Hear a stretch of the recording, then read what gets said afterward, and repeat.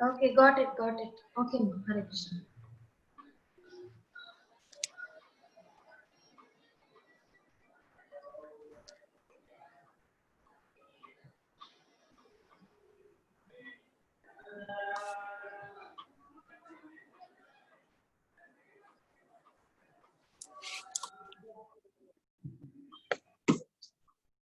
హరే కృష్ణ ఇక్కడ మీటింగ్స్ లోకి వెళ్తే దొరికింది ఐడి కనెక్ట్ అయింది కదా ఓకే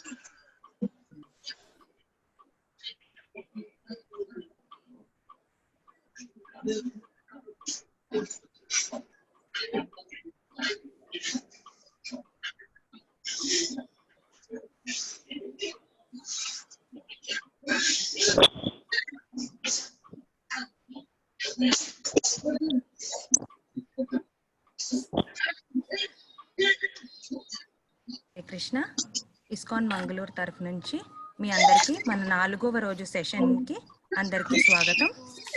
హరే కృష్ణ. హరే కృష్ణ.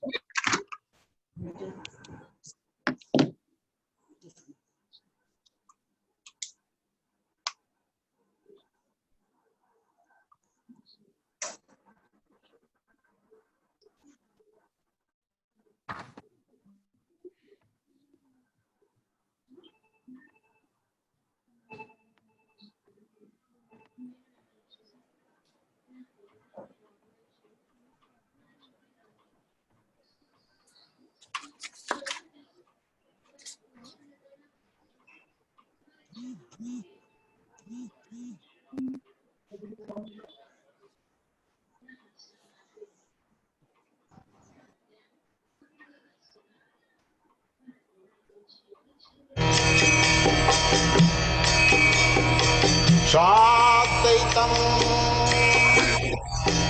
सावधूतं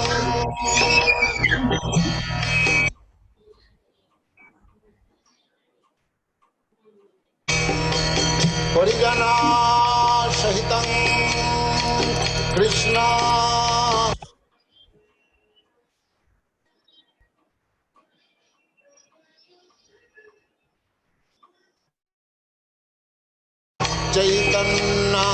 चैतन्यदेवं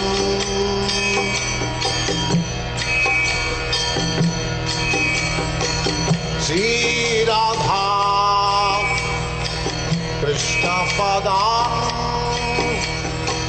साधन ललिता श्रीविशाखान्वितांश्च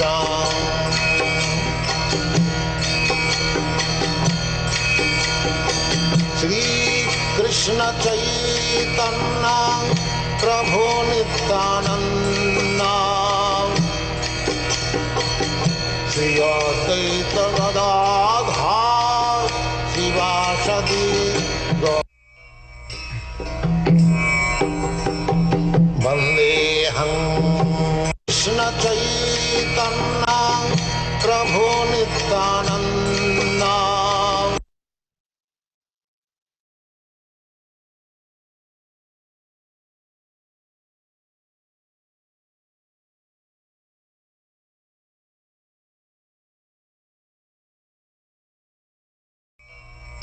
ललिता श्री विशाखान्वितांश्च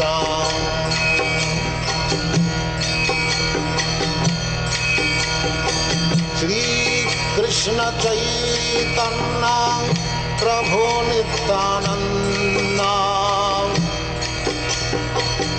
श्री अद्वैत गदाधर शिवासदि गौरभक्तवृंद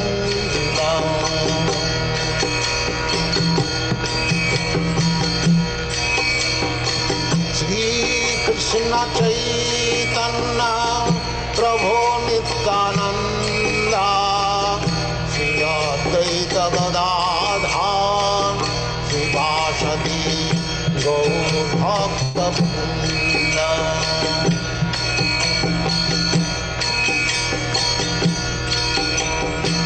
श्री कृष्ण चैतन्य प्रभु Nityanand Shri Advaita Gadadhar शिवासदि गौरभक्तवृंद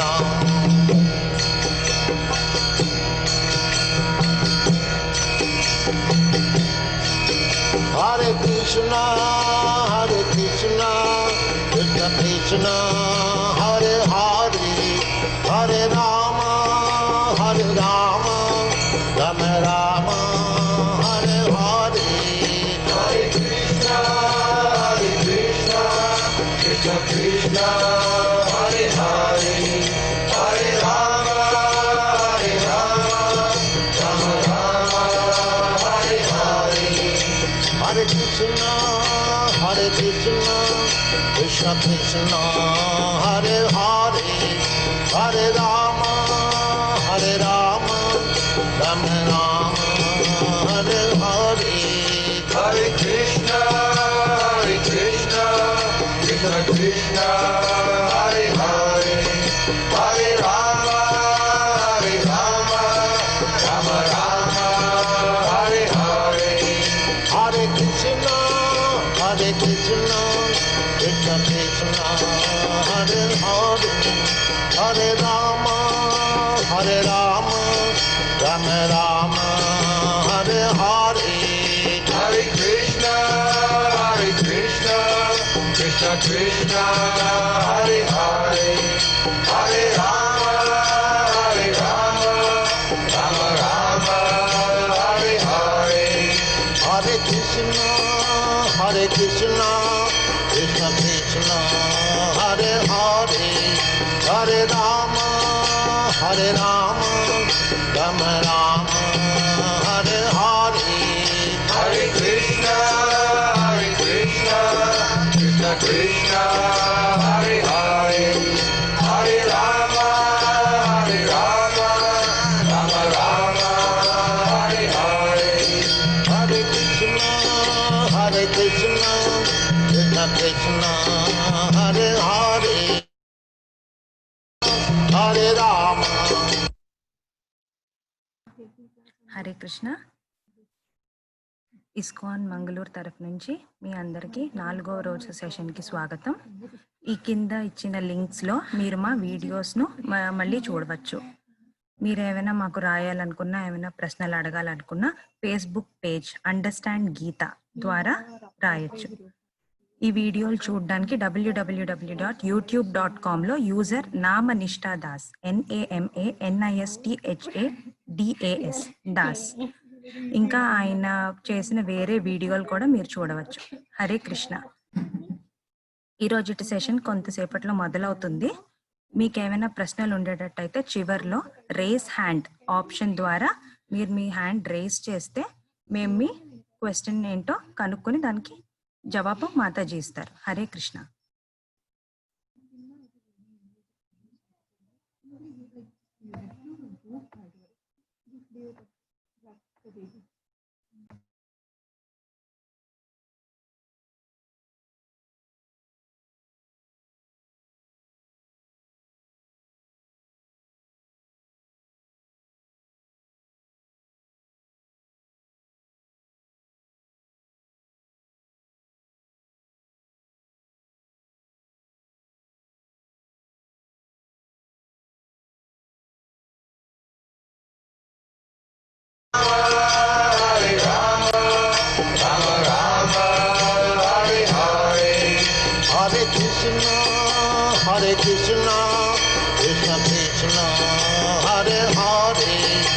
Hare Rama, Rama Rama, Hare Hare, Hare Krishna, Krishna Krishna, Hare Hare, Hare Rama, Rama Rama, Hare Hare, Hare Krishna, Krishna Krishna, Hare Hare, Hare Rama, Rama Rama, Hare Hare, Hare Krishna, Krishna Krishna, Hare Hare, Hare Rama, Rama Rama, Hare Hare, Hare Krishna, Krishna Krishna, Hare Hare, Hare Rama, Rama Rama, Hare Hare, Hare Krishna, Krishna Krishna, Hare Hare, Hare Rama, Rama Rama, Hare Hare, Hare Krishna, Krishna Krishna, Hare Hare, Hare Rama, Rama Rama, Hare Hare, Hare Krishna, Krishna Krishna, Hare Hare, Hare Rama, Rama Rama, Hare Hare, Hare Krishna, Krishna Krishna, Hare Hare, Hare Rama, Rama Rama, Hare Hare, Hare Krishna, Krishna Krishna, Hare Hare, Hare Rama, Rama Rama, Hare Hare, Hare Krishna, Krishna Krishna, Hare Hare, Hare Rama, Rama Rama, Hare Hare, Hare Krishna, Krishna Krishna, Hare Hare, Hare Rama, Rama Rama, Hare Hare, Hare Krishna, Krishna Krishna, Hare Hare, Hare Rama, Rama Rama, Hare Hare, Hare Krishna, Krishna Krishna, Hare Hare, Hare Rama, Rama Rama, Hare Hare, Hare Krishna, Krishna Krishna, Hare Hare, Hare Rama, Rama Rama, Hare Hare, Hare Krishna, Krishna Krishna.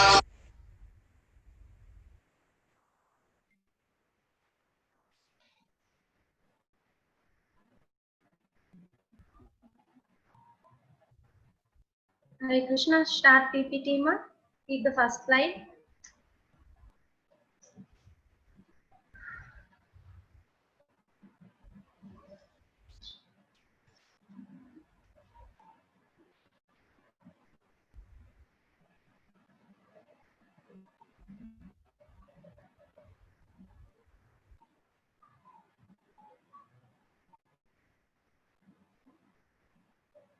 Okay.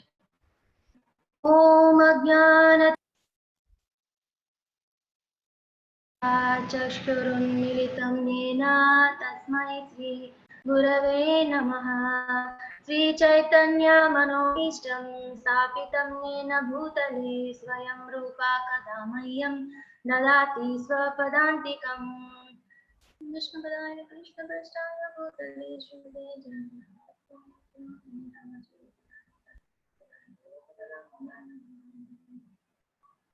नमो ओं विष्णुपदाय कृष्णप्रेष्ठाय भूतले श्रीमते भक्तिवेदान्त स्वामिन्निति नामिने। नमस्ते सरस्वती देवे गौरवाणी प्रचारिणे निर्विशेष शून्यवादी पाश्चात्य देशतारिणे। जय श्री कृष्ण चैतन्य प्रभु नित्यानंद श्री अद्वैता गदाधर श्रीवासादि गौर भक्त वृंदा। हरे कृष्णा कृष्ण कृष्ण हरे हरे, हरे राम राम राम हरे हरे। హరే కృష్ణ అండి. భక్తులందరికీ భగవద్గీత 18 రోజులలో భగవద్గీతను అవగాహన చేసుకోవడం అనే కార్యక్రమానికి విచ్చేసిన మీరందరికీ కూడా మేము సుస్వాగతం పలుకుతున్నాము, ధన్యవాదాలు తెలియజేసుకుంటున్నాము. సో మీ అందరూ కూడా ఈ 2-3 రోజుల నుంచి ఈ భగవద్గీతని అధ్యయనం చేస్తున్నారని మేము అనుకుంటూ ముందుకు ఈ రోజు 4వ అధ్యాయంలోకి ప్రవేశించడానికి మిమ్మల్ని అందరినీ కూడా నేను పర్మిషన్ అడుగుతున్నాను. So with Guru Krishna's blessings let us start today 4th chapter, 4వ అధ్యాయం. Next slide.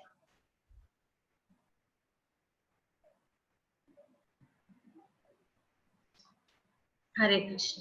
సో మన 4వ అధ్యాయం పేరు దివ్య జ్ఞానము. ఇదే మన వేదవ్యాసుల వారు రచించిన దాంట్లో జ్ఞాన కర్మ సన్యాస యోగము అని చెప్పబడింది అనమాట. ఇది మన అవగాహన కోసం మనం దీన్ని దివ్య జ్ఞానం కింద ప్రభుపాదుల వారు మనకి తెలియజేస్తున్నారు అనమాట. సో నెక్స్ట్, ఇది భగవద్గీత యథాతథం అండి. శ్రీల ప్రభుపాదుల వారు కమెంటరీ టీకా ఇచ్చిన భగవద్గీత అన్నమాట. వేదవ్యాసుల వారి భగవద్గీతకు మనకు తెలుగులో, ఇంగ్లీష్ లో చాలా భాషలలో అనువదించబడి ప్రభుపాదుల వారు రచించిన పుస్తకం అన్నమాట, గ్రంథం. ఇది భగవద్గీత యథాతథం అని మీకు దొరుకుతుంది తెలుగులో అయితే. నెక్స్ట్ స్లైడ్ మా.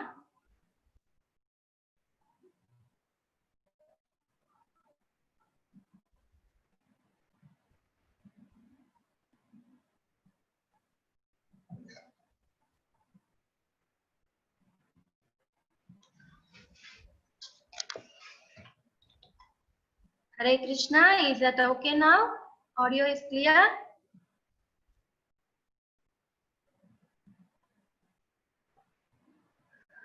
Audio is clear, I hope. Okay. Gayatri, my audio is clear. Is it loud enough? Mataji clear గా ఉందట. Okay okay. సో మనం క్విక్ గా 3rd చాప్టర్ ఎక్కడ మనం 3వ అధ్యాయం ఎక్కడ ఆగాము మనం ఒకసారి రీక్యాప్ చేస్తే will just go ahead very quickly. So 3వ అధ్యాయంలో కర్మయోగం మనం చూసాము. కర్మని ఏ విధంగా ఆచరించాలి, కర్మీలు అంటే ఎవరు, కర్మకాండ అంటే ఏమిటి, కర్మయోగం అంటే ఏమిటి, ఇవన్నీ కూడా మనము అర్థం చేసుకున్నాము. సో చివరగా కర్మయోగాన్ని ఎండ్ చేస్తూ భగవంతుడు ఏం చెప్పాడు, ఓ అర్జున, మనం ఈ భౌతిక జగత్తులో మానవులందరూ కూడా ఒకే ఒక మూల కారణం చేత అందరూ కూడా దుఃఖాలను అనుభవిస్తున్నారు. ఆ మూల కారణం ఏమని చెప్పాడు అనమాట, కామము అని చెప్పాడు భగవంతుడు. సో దానికి ఒక చిన్న సొల్యూషన్ కూడా అక్కడే చెప్పాడు. దాన్ని ఇంకా విశదీకరించి విశ్లేషణాత్మకంగా ఇప్పుడు మనం జ్ఞాన యోగంలో తెలుసుకుంటాం అన్నమాట. సో ఏం చెప్పాడు, ఒక కృష్ణ చైతన్య సహితమైన బుద్ధిని మనం సంపాదించుకొని ఆ బుద్ధి ద్వారా ఆ కామాన్ని జ్ఞాన ఖడ్గము ద్వారా మనం ఆ కామాన్ని ఖండించాలి. ఖండించిన వాడు ఉత్తముడు అనేసి భగవంతుడు మనకి చెప్తున్నాడు. సో దాన్ని ఇంకా విశ్లేషణాత్మకంగా ఇప్పుడు మనం జ్ఞాన యోగము, ఎక్కువగా మనకి ఈ చాప్టర్ లో, ఈ అధ్యాయంలో జ్ఞానం గురించి భగవంతుడు మాట్లాడుతున్నాడు. కర్మ కన్నా జ్ఞానము గొప్పది ఏమండి. సో కర్మయోగం తర్వాత వచ్చేది జ్ఞాన యోగం అన్నమాట. అంతేగాని మనం కర్మ చేయకుండా జ్ఞానానికి వెళ్ళడానికి మనం ప్రయత్నించకూడదు. అది మనం కర్మయోగంలో చూసాం. భగవంతుడు ఏమన్నాడు, మిథ్యాచారి, అట్లాంటి వాడు తనని తాను మోసం చేసుకుంటున్నాడు, మిథ్యాచారి. వి కెనాట్ జంప్, ఒక యోగంలోంచి ఇంకొక యోగానికి అర్హత లేకుండా వి కెనాట్ జంప్. మనం దేన్ని పడితే దాన్ని అవలంబించడానికి వీలు పడుతుంది. సో నెక్స్ట్ ఇప్పుడు జ్ఞాన యోగం గురించి చెప్తూ ముందుగా స్ట్రైట్ అవే జ్ఞాన యోగానికి వెళ్లకుండా భగవంతుడు అసలు ఈ భగవద్గీత జ్ఞానం, ఈ జ్ఞానం ఏ విధంగా భూమండలానికి దొరికింది, ఏ విధంగా భూమండలం పైకి ఇది అవతరించింది అనేది భగవంతుడు చెప్తున్నాడు. Let us start. ఇదే ఫస్ట్ శ్లోకం అండి, మొదటి శ్లోకం. ఇమం వివస్వతే యోగం, ఈ యోగాన్ని నేను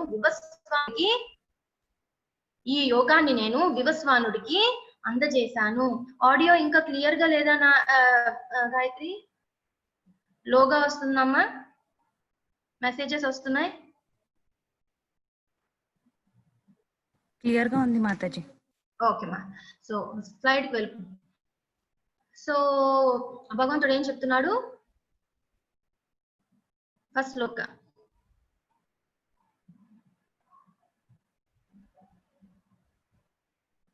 ఫస్ట్ స్లైడ్ మా, ఫస్ట్ స్లైడ్. ఇంకా ముందుకు వెళ్ళాలి. 4.1 శ్లోక. ఇమం వివస్వతే యోగం ప్రోక్తవానం అవ్యయం వివస్వానవే ప్రాహ మనురిక్షాకవే బ్రవీత్. సారీ అండి, తెలుగు కొంచెం నాకు కష్టము, ఇంగ్లీష్ బుక్ ఫాలో అవుతాను అనమాట, అందుకని. సో భగవంతుడు ఏం చెప్తున్నాడు? వివస్వానుడు పూర్వం మన సూర్య భగవానుడి పేరు వివస్వానుడు. పూర్వం అంటే ఇప్పుడు మన సూర్య భగవానుడి పేరు కూడా వివస్వానుడు అన్నమాట. ఆయన ఇప్పుడు మనువు కూడా ఆయనే. మనం ప్రస్తుతం జరిగే మనువు పేరు కూడా సూర్య భగవానుడి మనువు జరుగుతుంది అనమాట. వివస్వాన వైవస్వత మనువు అంటారు. సో ఆయన ఏం చేశారనమాట అండి, శ్రీకృష్ణ భగవానుడు మొదటగా సూర్య భగవానుడికి ఈ జ్ఞానాన్ని ప్రసాదించాడు.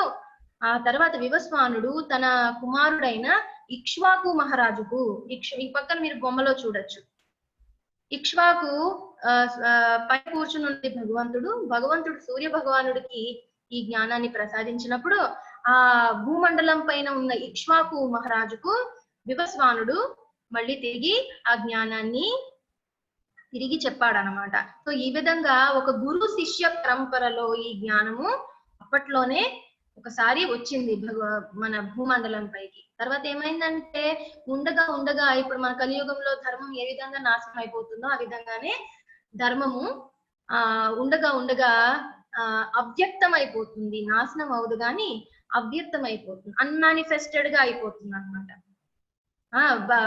ధర్మం లేని సమయం అంటూ ఉండదు. అది కూడా మన ఆత్మ పరమాత్మ లాగానే సనాతనమైనది. అందుకే మన ధర్మాన్ని సనాతన ధర్మము అన్నాం అనమాట. కానీ అది అవ్యక్తమైనప్పుడు మాత్రం భగవంతుడు మళ్ళీ వచ్చి దాన్ని పునర్స్థాపిస్తూ ఉంటాడు. సో నెక్స్ట్, సో ఇంకా ఏం చెప్తున్నాడు? ఏవం పరంపరా ప్రాప్తం ఇమం రాజర్షో విదుహు. నెక్స్ట్ స్లైడ్ అని చెప్తున్నాడు అనమాట. ఇది ఏ విధంగా మనం జ్ఞానాన్ని స్వీకరించాలి? పరంపర అంటే గురు శిష్య అనే పరంపర, ఆ లైన్ కట్ అవ్వకూడదు అనమాట. ఇక్కడ మీరు చూడొచ్చు ఏ విధంగా శ్రీకృష్ణుడి నుంచి వివస్వానుడికి వచ్చింది, వివస్వానం నుంచి మళ్ళీ ఇక్ష్వాకు భూమండలం పైన ఉన్న ఇక్ష్వాకు మహారాజు వద్దకు వచ్చింది. ఇక్కడ ఎటువంటి మనకి బ్రేకేజ్ లేదన్నమాట. ఇది ఒక కంటిన్యూస్ ప్రాసెస్. ఏవం పరంపరానుగుణంగా వచ్చిన ఈ జ్ఞానాన్ని నేను భూమండలం పైన ప్రవేశపెట్టాను. ఇక్ష్వాకు మహారాజ్ అంటే శ్రీరామచంద్రుల వారి డైనాసిటీ. ఆయన శ్రీరామచంద్రుల వారి ఏమంటారు డైనాసిటీని ఏమంటాం మనం, వారి యొక్క రాజుల పరంపరలో అంతకు ముందుగా ఉన్న రాజు అనమాట అండి ఇక్ష్వాకు మహారాజు. అదే డైనాసిటీలో మనకి శ్రీరామచంద్రుల వారు కూడా జన్మించారు. సో ఆయనకి ముందుగా మనం భగవద్గీతని ఇవ్వడం జరిగింది అని కృష్ణుడు చెప్తూ ఉన్నాడు అనమాట. నెక్స్ట్ అమ్మా,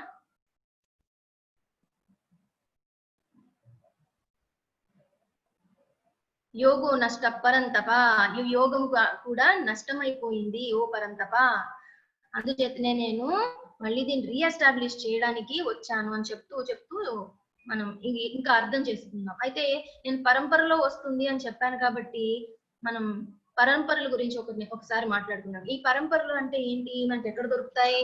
పరంపర అంటే ఏ ఆధ్యాత్మికమైన జ్ఞానాన్నైనా, భగవద్గీతను ముఖ్యంగా మనం తెలుసుకోవాలన్నా కూడా, అర్థం చేసుకోవాలన్నా కూడా మనకి ఏం కావాలండి? పరంపర కావాలి. సో పరంపర అంటే ఫస్ట్ దాని ముఖ్యమైన లక్షణం ఏంటి? ఫస్ట్ స్లైడ్కి వెళ్ళిపోమా. సో దాని పరంపర అంటే ముఖ్యమైన లక్షణం ఏమిటంటే నెక్స్ట్ మ్యామ్ నెక్స్ట్ ఇదే. సో పరంపర అంటే దాని ముఖ్యమైన లక్షణము శ్రీకృష్ణ భగవాను నుంచి అది మొదలు కావాలి, ప్రారంభం కావాలి అన్నమాట. శ్రీకృష్ణ భగవాన్ నుంచి ప్రారంభం అయితేనే అది ప్రామాణికమైన పరంపరగా మనం పద్మ పురాణం మనకి చెప్తుంది. సో పద్మ పురాణంలో చెప్పబడిన 4 పరంపరలు అవి ప్రామాణికమైన పరంపరలు. అవేంటి? మొదట బ్రహ్మ సాంప్రదాయము, నెక్స్ట్ మీరు చూడొచ్చు మన స్లైడ్ లో శ్రీ సాంప్రదాయము, తర్వాత రుద్ర సాంప్రదాయము, కుమార సాంప్రదాయం అని 4 రకాలైన సాంప్రదాయాలు ఉన్నాయి. సో ఈ సాంప్రదాయంలో మనము చదివే భగవద్గీత శ్రీ బ్రహ్మ మధ్వ గౌడీ వైష్ణవ సాంప్రదాయంలో మనం ఈ భగవద్గీతని అధ్యయనం చేస్తున్నాం అన్నమాట. భగవద్గీత యథాతథము అంటే మనకి ఎన్నో రకాల భగవద్గీతలు ఎంతో మంది రాశారు, కానీ అవన్నీ కూడా ప్రామాణికమైన పరంపర నుండి వచ్చే శిష్యులు రచించటం లేదనమాట. ఇప్పుడు నాకు సంస్కృతం చదవడము రాయడము వచ్చనుకోండి, నేను కూడా రాయడం మొదలు పెడితే అది ప్రామాణికమైనది భగవద్గీతగా చెప్పబడాలి. ఎందుకని ఇది ఊరికినే మనం ఒక భాష నుంచి ఇంకొక భాషకి అనువదించే సబ్జెక్ట్ మ్యాటర్ కాదనమాట అండి. ఇది ఒక ఆధ్యాత్మికమైన తత్వదర్శి, ఒక తత్వాన్ని పరమసత్యాన్ని దర్శించిన వ్యక్తి మాత్రమే, అంటే గురు శిష్య పరంపరలో ప్రామాణికమైన గురు శిష్య పరంపరలో వచ్చే ఒక గురువు మాత్రమే దాన్ని అనువదించడానికి ఆస్కారం ఉంది. అటువంటి భగవద్గీతను మనం చదవగలిగితేనే మనకి ఆ జ్ఞానము సరైనది, భగవంతుడు ఏ విధంగా చెప్పాడో ఆ యథాతథమైన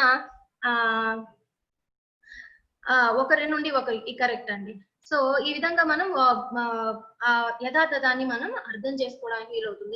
అదర్వైజ్ ఏమవుతుందండి, ఇప్పుడు నాకు సంస్కృతం వచ్చు, నేను అనువదించేశాను, నాకు ఎక్కడో మాంసభక్షణ చేయడం నాకు ఇష్టం అనుకోండి, అది దాన్ని సపోర్ట్ చేస్తూ నేను రాస్తాను. భగవంతుడు ఇచ్చిన దాన్ని నేను వక్రీకరించి రాయొచ్చు, నాకు ఆస్కారం ఉంది కదా.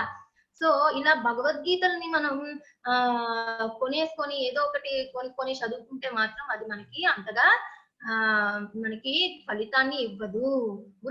గురు శిష్య పరంపర అనేది చాలా ముఖ్యమైనది. సో బ్రహ్మ మధ్వ గౌడీ సాంప్రదాయంలో శ్రీల ప్రభుపాదులు వారు మీరు చూసే ఉంటారు మొదటి స్లైడ్ లో, శ్రీల ప్రభుపాదులు వారు సంస్థాపకాచార్యులు ఇస్కాన్ కి. ఆయన ఈ యథాతథాన్ని మనకి అందించారనమాట. ఇందులో మీకు ఎటువంటి మిస్ఇంటర్ప్రిటేషన్స్ అంటే సొంతగా మనం రచించేది ఏది ఉండదు. ఒక గురువు ఇంకొక శిష్యుడికి ఏదైతే చెప్తాడో దాన్ని మాత్రమే ఆ శిష్యుడు తన శిష్యుడికి చెప్తాడనమాట. అందులో ఎటువంటి కల్పితాలు ఉండవు. ఈ పక్కన మనం బొమ్మలో చూడొచ్చు, కృష్ణుడి నుంచి బ్రహ్మదేవుడికి, బ్రహ్మ నుంచి నారదుడికి, నారదుడి నుంచి వ్యాస భగవానుడికి, మధ్వాచార్యులకి, మనందరం కూడా సోషల్ స్టడీస్ లో చిన్నప్పుడు చదువుకుని ఉంటాం, రామానుజాచార్యులు వారు, మధ్వాచార్యుల వారు, ఈ విధంగా మనం చదువుకుని ఉంటాము. వీళ్ళందరూ కూడా ఎంతో ఉన్నతమైన ఆచార్యులు అన్నమాట.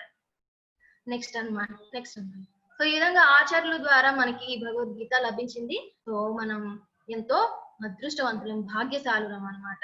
ఇట్లాంటి భగవద్గీతను మనం ఈ కలియుగంలో కూడా చదవగలుగుతున్నందుకు.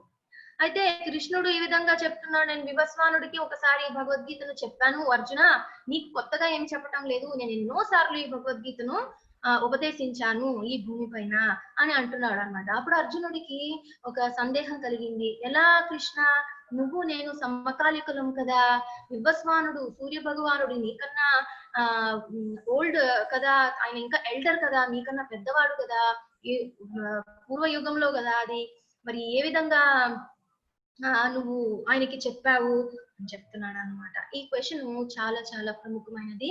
ఇక్కడ నుంచి మనకి భగవంతుడు జ్ఞాన యోగానికి కావలసిన జ్ఞానాన్ని మనకి ప్రవేశపెడుతున్నాడు. ఈ జ్ఞానము దేని గురించి చెప్తుందంటే, మనకి భగవంతునికి జీవాత్మకి, బద్ధ జీవాత్మకి ఉన్న సంబంధ జ్ఞానాన్ని ప్రసాదిస్తుంది అనమాట. ఇది చాలా చాలా ముఖ్యమైనదండి. అందరూ కూడా భగవద్గీత చదువుతారు, చివరికి కృష్ణ భగవాను పక్కన పెడతారు అనమాట. భగవద్గీత అందరికీ కావాలి, దాంట్లో ఉన్న చాలా నిగూఢమైన రహస్యాలు అందరికీ కావాలి, కానీ దాన్ని పక్కన పెడతారు, కృష్ణుని మాత్రం పక్కన పెడతారు అనమాట. అది సరైన భగవద్గీత కాదు, అది యథాతథమైనది కాదు. ఇంకా చాలా మంది ఏం చెప్తారు, మామేవ ప్రపద్యంతే, అలా మాం అనే ఎక్కడైనా మీకు వర్డ్ కనిపిస్తే భగవద్గీతలో అక్కడ నేను అని పెట్టుకొని చదవండి, మీకు చాలా బాగా అర్థమవుతుంది అని చెప్తారనమాట. అంటే భగవంతుడే మనమే.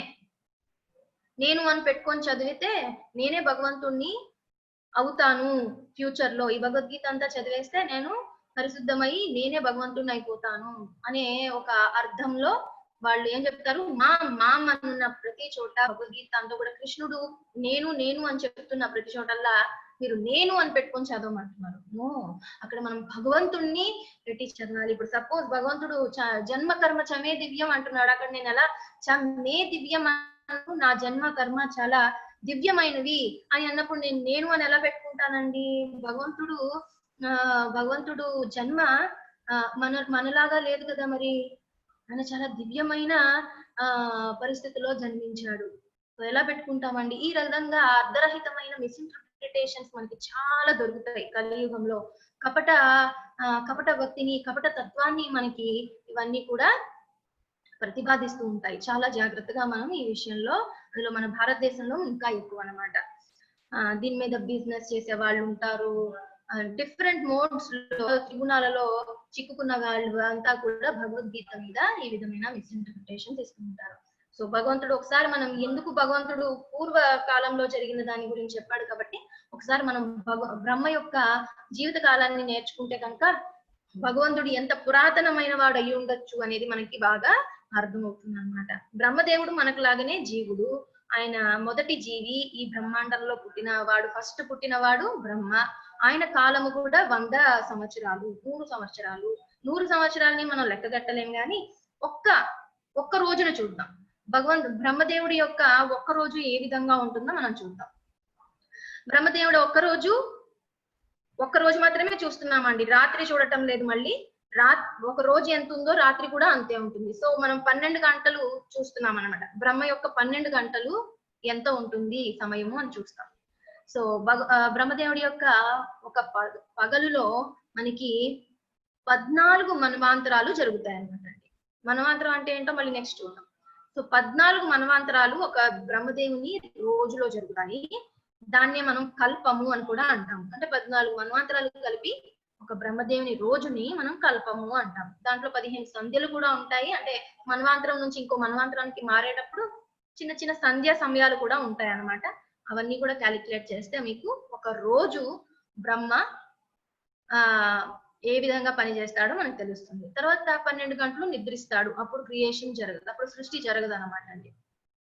సరే 14 మన్వాంతరాలు అనుకున్నాం కదా. నెక్స్ట్ కిందకి వెళ్తే ఒక్కొక్క మన్వాంతరము ఎంతసేపు ఉంటుందో మీకు తెలుస్తుంది. ఒక్కొక్క మన్వాంతరమే చూస్తున్నాం, 14 మీరు క్యాలిక్యులేట్ చేయొచ్చు.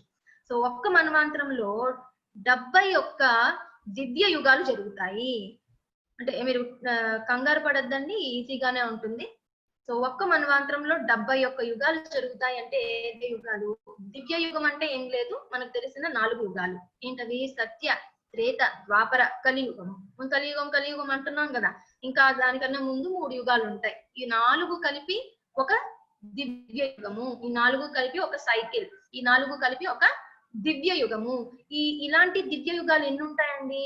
71 దివ్య యుగాలు ఒక మన్వాంతరంలో మాత్రమే ఉంటాయి. ఒక్క మన్వాంతరంలో ఒక్కొక్క మనువు ఒక్కొక్క మన్వాంతరాన్ని పరిపాలిస్తాడు. ఇందాక మనం చెప్పుకున్నాం వివస్వానుడు, వైవస్వత మనువు. వివస్వానుడు ఎవరండి? వైవస్వత మనువు. ఆ మన్వాంతరం జరుగుతూ ఉందన్నమాట ఇప్పుడు.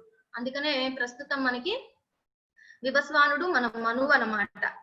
మనం కూడా అందులోనే ఉన్నాం, ఆ సమయంలో ఉన్నాం.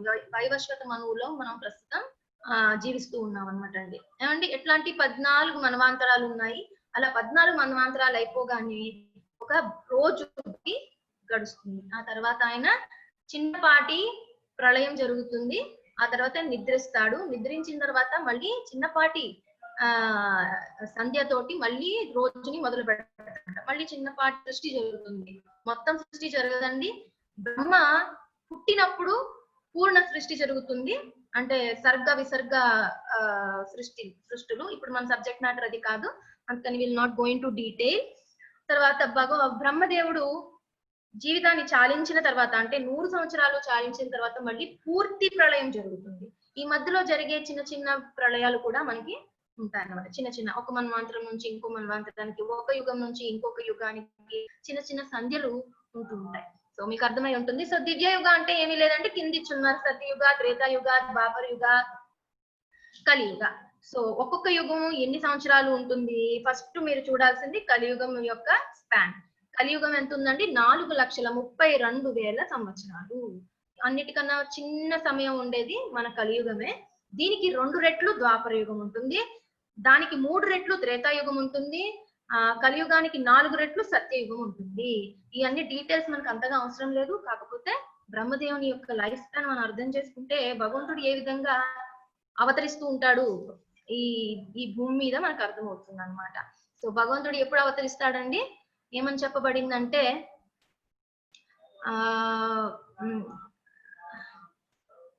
7వ మన్వాంతరంలో, 7వ మన్వాంతరం జరుగుతుందండి. ఇప్పుడు 7వ మన్వాంతరంలో వచ్చే ఒక మన్వాంతరంలో 70 యుగ దివ్య యుగాలు కదండి. అందులో 28వ దివ్య యుగంలో వచ్చే ద్వాపర యుగంలో, ఆ దివ్య యుగంలో ఉండే ద్వాపర యుగంలో భగవంతుడు ఆవిర్భవిస్తాడు. అంటే ప్రతిరోజు బ్రహ్మ యొక్క ప్రతి రోజులోనూ భగవంతుడు ఆవిర్భవిస్తాడు భూమండలం పైన.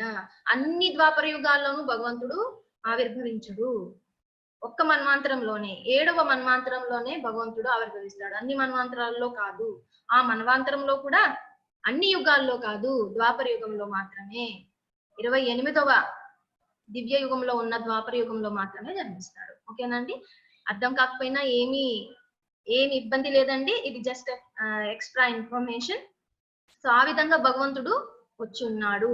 అంతకు ముందు జరిగిన మన్వాంతరంలో కూడా వచ్చిన, అంతకు ముందు రోజులో వచ్చిన 7వ మన్వాంతరంలో కూడా భగవంతుడు వచ్చి ఉంటూ ఉంటాడు అనమాట అండి. అర్థమైంది కదా మీకు? నెక్స్ట్ స్లైడ్ కమ్మా. ఇవన్నీ స్లైడ్స్ క్యాలిక్యులేషన్స్ కోసం, మీకు కావాలంటే స్క్రీన్ షాట్స్ తీసుకోవచ్చు. Next next next okay, next.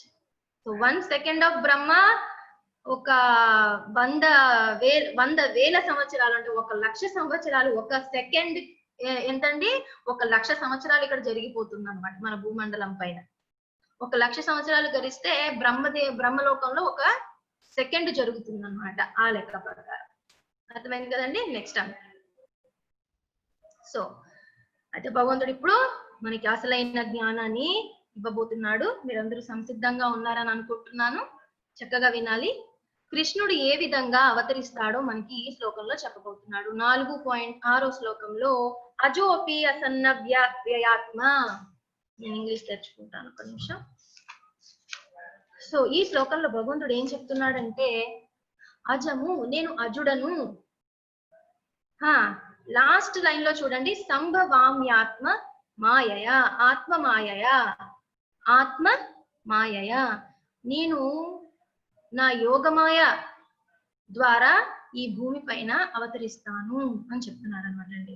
Yogamaya ద్వారా అవతరిస్తాను అంటే ఏం చెప్తున్నాడు భగవంతుడు? నేను ఈ త్రిగుణాలకు, ఈ భౌతిక జగత్తులో నేను త్రిగుణాలకి లోబడి అవతరించడం లేదు. నా జన్మ దివ్యమైనది. తర్వాత మనం మన విషయం చూస్తే, మనం మన తల్లిదండ్రుల్ని ఎంపిక చేసుకోగలుగుతామండి? ఏ కులంలో పుట్టాలి, ఏ దేశంలో పుట్టాలి, ఏ రంగుగా పుట్టాలి, లేకపోతే తెలివితేటలు ఎంత ఉండాలి, ఇవన్నీ మనం ఎంపిక చేసుకోగలుగుతామా? చేసుకోలేము. సో భగవంతుడు ఏం చెప్తున్నాడు? నేను నీ వంటి జన్మ నేను తీసుకోవటం లేదు, నేను అవతరిస్తున్నాను. నేను ఆల్రెడీ ఉంటాను, అవ్యక్త రూపంలో ఉంటాను, పరమాత్మ రూపంగా అన్ని చోట్ల ఉంటూ ఉంటాను. కానీ వ్యక్తం అవుతాడనమాట, అందరికీ కనిపించేటట్టుగా అవ్యక్తం నుంచి వ్యక్తం అవుతాను. ఆత్మమాయ, నా యోగమాయ ద్వారా నేను వ్యక్తం అవుతాను. అందుచేతనే ఆయన జన్మ దివ్యమైనది, మన జన్మ లాంటివి కాదనమాట. ఇంకా బ్రహ్మదేవుడు బ్రహ్మ సంహితలో కూడా చెప్తున్నాడు, అద్వైతం అచ్యుతం అనాది పురుషం. అనాది పురుషం అంటే ఆయన పురాతనాలకే పురాతనమైన జీవుడు, పురాతనమైన వాడు. జీవించే లివింగ్ ఎంటిటీస్ అన్నిటిలోకి పురాతనమైన వాడు ఎవరండి? భగవంతుడు. జీవాత్మలందరం కూడా సనాతనమైన వాళ్ళమే, కానీ అన్నిటిలోకి పురాతనమైన వాడు ఎవరు? భగవంతుడు. ఎందుకని? బికాస్ ఆయన నుంచే మనందరం కూడా వచ్చాం కాబట్టి మనకన్నా కూడా పురాతనమైన వాడు అని ఒక విధంగా మనకి బ్రహ్మదేవుడు చెప్తున్నాడు అనమాట. పురాతనమైన వాడు. తర్వాత రామాది మూర్తిషు కళా నియమేన తిష్టన్ నానావతారం భగవత్ భువనేషు కింతు కృష్ణ స్వయం సమభవత్ పరమమాన్యో.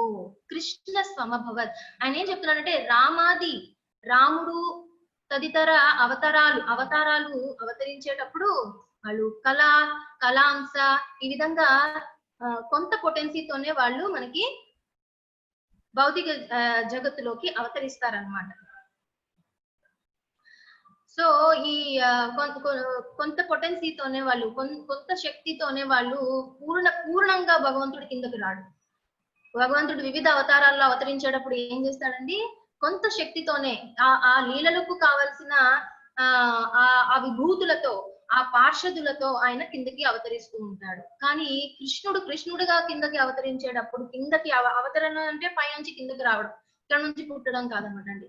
సో అవతరించేటప్పుడు ఏ విధంగా వస్తాడండి? పూర్ణ పురుషోత్తముడుగా సమస్త విభూతులతో ఆయన కిందకి అవతరిస్తూ ఉంటాడు అనమాట అండి. పూర్ణ పురుషోత్తముడు. అందుకనే బ్రహ్మ సంహితలో బ్రహ్మాజీ ఏం చెప్తున్నారండి మనకి? బ్రహ్మదేవుడు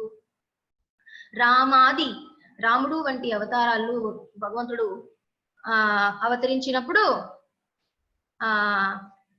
రామాది మూర్తిషు ఇవన్నీ కూడా బ్రహ్మ సంహితలో ఉండే శ్లోకాలండి. ఈ అర్థం చేసుకోవడానికి మనం వేరే పురాణాల్లో నుంచి కూడా మనం కోట్ చేస్తూ మనం అర్థం చేసుకోవడానికి ట్రై చేస్తున్నాం. ఇది భగవద్గీత శ్లోకము, దానికి అనుగుణమైన శ్లోకాన్ని నేను చెప్తున్నాను. సో రామాది మూర్తిషు కళా నియమేన తిష్టన్, బ్రహ్మదేవుడు చెప్పిన శ్లోకాన్ని చెప్తున్నానండి, భగవద్గీత కాదు. సో కృష్ణ సమభవత్ పరమ పుమాన్యో. పరమ పుమాన్ పురుషోత్తముడు, పుంసవుల అందరిలోకి కల్లా పరమమైన వాడు, ఉత్తమమైన వాడు, పురుషోత్తముడైన కృష్ణుడు స్వయం సమభవత్ పరమ పుమాన్యు, ఆయన పూర్ణ పురుషోత్తముడుగా అవతరిస్తాడని భగవంతుడు బ్రహ్మదేవుడు అక్కడ మనకి క్లారిఫికేషన్ ఇస్తున్నాడు. అదే విషయం భగవంతుడు కూడా చెప్తున్నాడు. ప్రకృతి ఆదేశాలకు అంటే ఇప్పుడు నేను నెక్స్ట్ జన్మ తలుచుకోవటం లేదు అంటే మనకి జన్మ ఆగిపోతుందా అంటే మన చేతుల్లో ఉందా? కాదు, లేదు. కానీ భగవంతుడు ఆయన ఎప్పుడు అవతరించాలో ఎప్పుడు అవతరించకూడదు ఎవరు ఆదేశించే వాళ్ళు లేరనమాట. ఆయన స్వీయ సంకల్పము, మధురమైన ఆయన స్వీయ సంకల్పము చేత ఆయన ఎప్పుడు అనుకున్నాడో అప్పుడు అవతరిస్తాడనమాట. కానీ జీవులు ఆ విధంగా కాదు. ఇక్కడ మనం కొంచెం భగవంతుడు ఎవరు మనం ఎవరు అని తెలిసే సంబంధ జ్ఞానాన్ని అర్థం చేసుకోవడానికి ట్రై చేస్తున్నాం అన్నమాట. నెక్స్ట్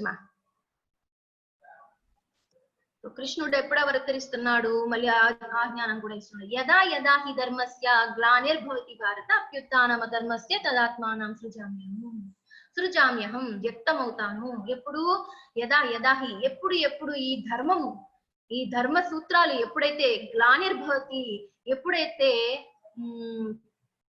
గ్లానిర్ అంటే డిస్ట్రాయ్, గ్లానిర్భవతి అంటే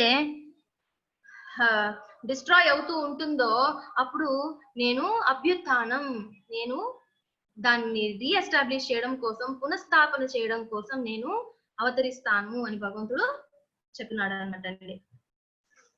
సో మీరందరూ కూడా ఈ శ్లోకాన్ని వినే ఉంటారు, యదా యదా హి ధర్మస్య శ్లోకాన్ని. సో ఈ ధర్మము కూడా మనకి ఎట్లాంటిది అనమాట? సనాతనమైన ధర్మము. బద్ధ జీవులు, జీవాత్మలు, పూర్ణ పురుషోత్తముడైన భగవానుడు ఏ విధంగా సనాతనమైన వారో మీరందరూ కూడా ఇది నేర్చుకున్నారు మొదటి అధ్యాయాల్లో. ఆత్మ సనాతనమైనది, భగవంతుడు సనాతనమైన వాడు, శాశ్వతమైన వాడు అని నేర్చుకున్నాము. ఆ విధంగానే ధర్మం కూడా సనాతనమైనది.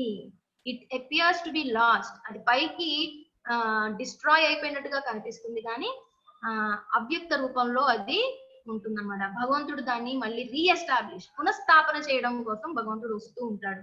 మరైతే ఇప్పుడు కలియుగం జరుగుతుంది, మరి ఇప్పుడు ఎందుకు రాలేదు అని ఎవరికైనా ప్రశ్న వస్తే అడగచ్చు లాస్ట్ ఏమండి. సో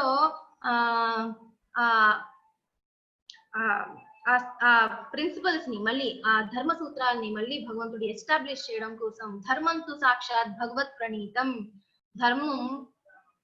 సాక్షాత్తు భగవంతుడు ప్రతిపాదించిన సూత్రాలు అనమాట. ఇవేమి కూడా నెక్స్ట్ కి వెళ్ళమ్మా. ఇవేమి కూడా మన మనిషి చేసినవి కావు.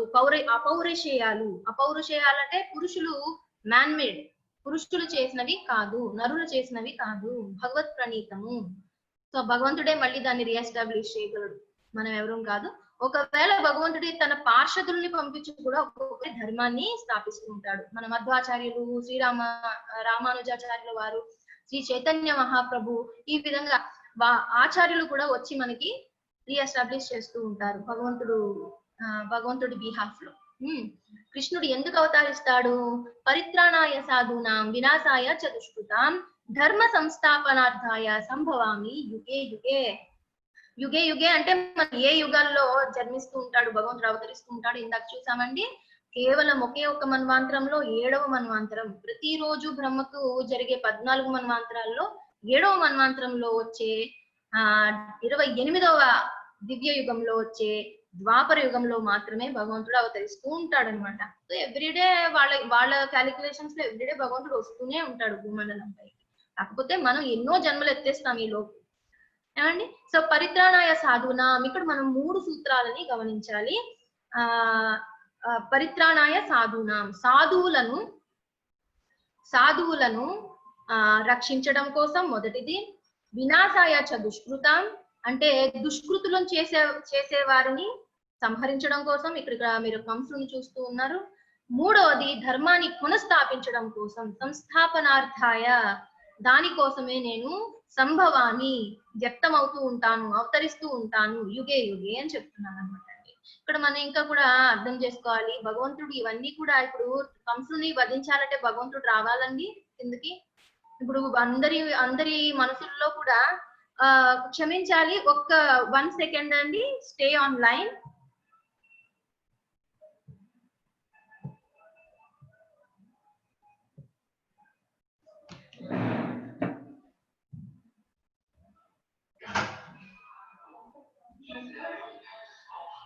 హరే కృష్ణ. క్లాస్ మధ్యలో మీకు ఒక క్విజ్ అనేది పెడతాము, అది అందరూ ఆన్సర్ చేయాలి. అదే ఒకవేళ మళ్ళీ మీరు ఆన్సర్ చేయాలనుకుంటే మా వెబ్సైట్లోకి వెళ్ళి www.iskonmangaluru.com ఇది మళ్ళీ మీరు పొందొచ్చు. హరే కృష్ణ. హరే కృష్ణ. సో భగవంతుడు ఇక్కడ మనకి 3 విషయాల్ని చెప్తున్నాడని చెప్పుకున్నాం కదండి. పరిత్రాణాయ సాధూనాం వినాశాయ చ దుష్కృతాం. సో కంసుని ఇట్లాంటి దుష్కృతులని వధించాలి అంటే కృష్ణుడు కిందకి రావనవసరం లేదు కదండి. ఇప్పుడు భగవంతుడు పరమాత్మగా అందరి హృదయాల్లోనే ఉన్నాడు, హృదయాల్లోనే కాదు ప్రతి అణువులోనే ఉన్నాడు అని చెప్తున్నాడు. మనం వచ్చే అధ్యాయాల్లో ఈ విషయాన్ని నేర్చుకుంటాం అన్నమాట. భగవంతుడు ఏ విధంగా అవ్యక్త రూపంలో మనందరి హృదయాలలో ఏ విధంగా ఉన్నాడు అనేది మనం నేర్చుకుంటాము. సో ఉన్నప్పుడు భగవంతుడు బయటకు వచ్చేసాడు అనుకోండి, మన హృదయంలోంచి బయటకు వచ్చేసాడు, అలానే కంసుడు హృదయంలోంచి బయటకు వచ్చేసాడు అనుకోండి, కంసుడు నాశనం అయిపోతాడు కదండి. సో దానికోసం మరి భగవంతుడు స్వయంగా ఇక్కడికి వచ్చి ఇంత కష్టపడి ఫైట్ చేసి యుద్ధం చేసి వాళ్ళందరినీ సంహరించాలా అంటే అక్కర్లేదు. యాక్చువల్లీ భగవంతుడు ఒక కార్యం చేశాడు అని అంటే దానితో పాటుగా చాలా మరికొన్ని కార్యక్రమాలు ఒకే టైంలో, చాలా కార్యక్రమాలు ఒక్క భాగ్యంతో చాలా కార్యక్రమాలు సాల్వ్ అవుతా ఉంటాయి అన్నమాట. భగవంతుడు ఒకే ఒక్క కార్యంతో ఎన్నో పనులు చేస్తూ ఉంటాడు భగవంతుడు. సో అవతరించినప్పుడు ఇవే కాదనమాట అండి, పరిత్రాణాయ సాధూనాం వినాశాయ చ దుష్కృతాం కాకుండా అదనకు వెళ్ళాము ఒకసారి. సో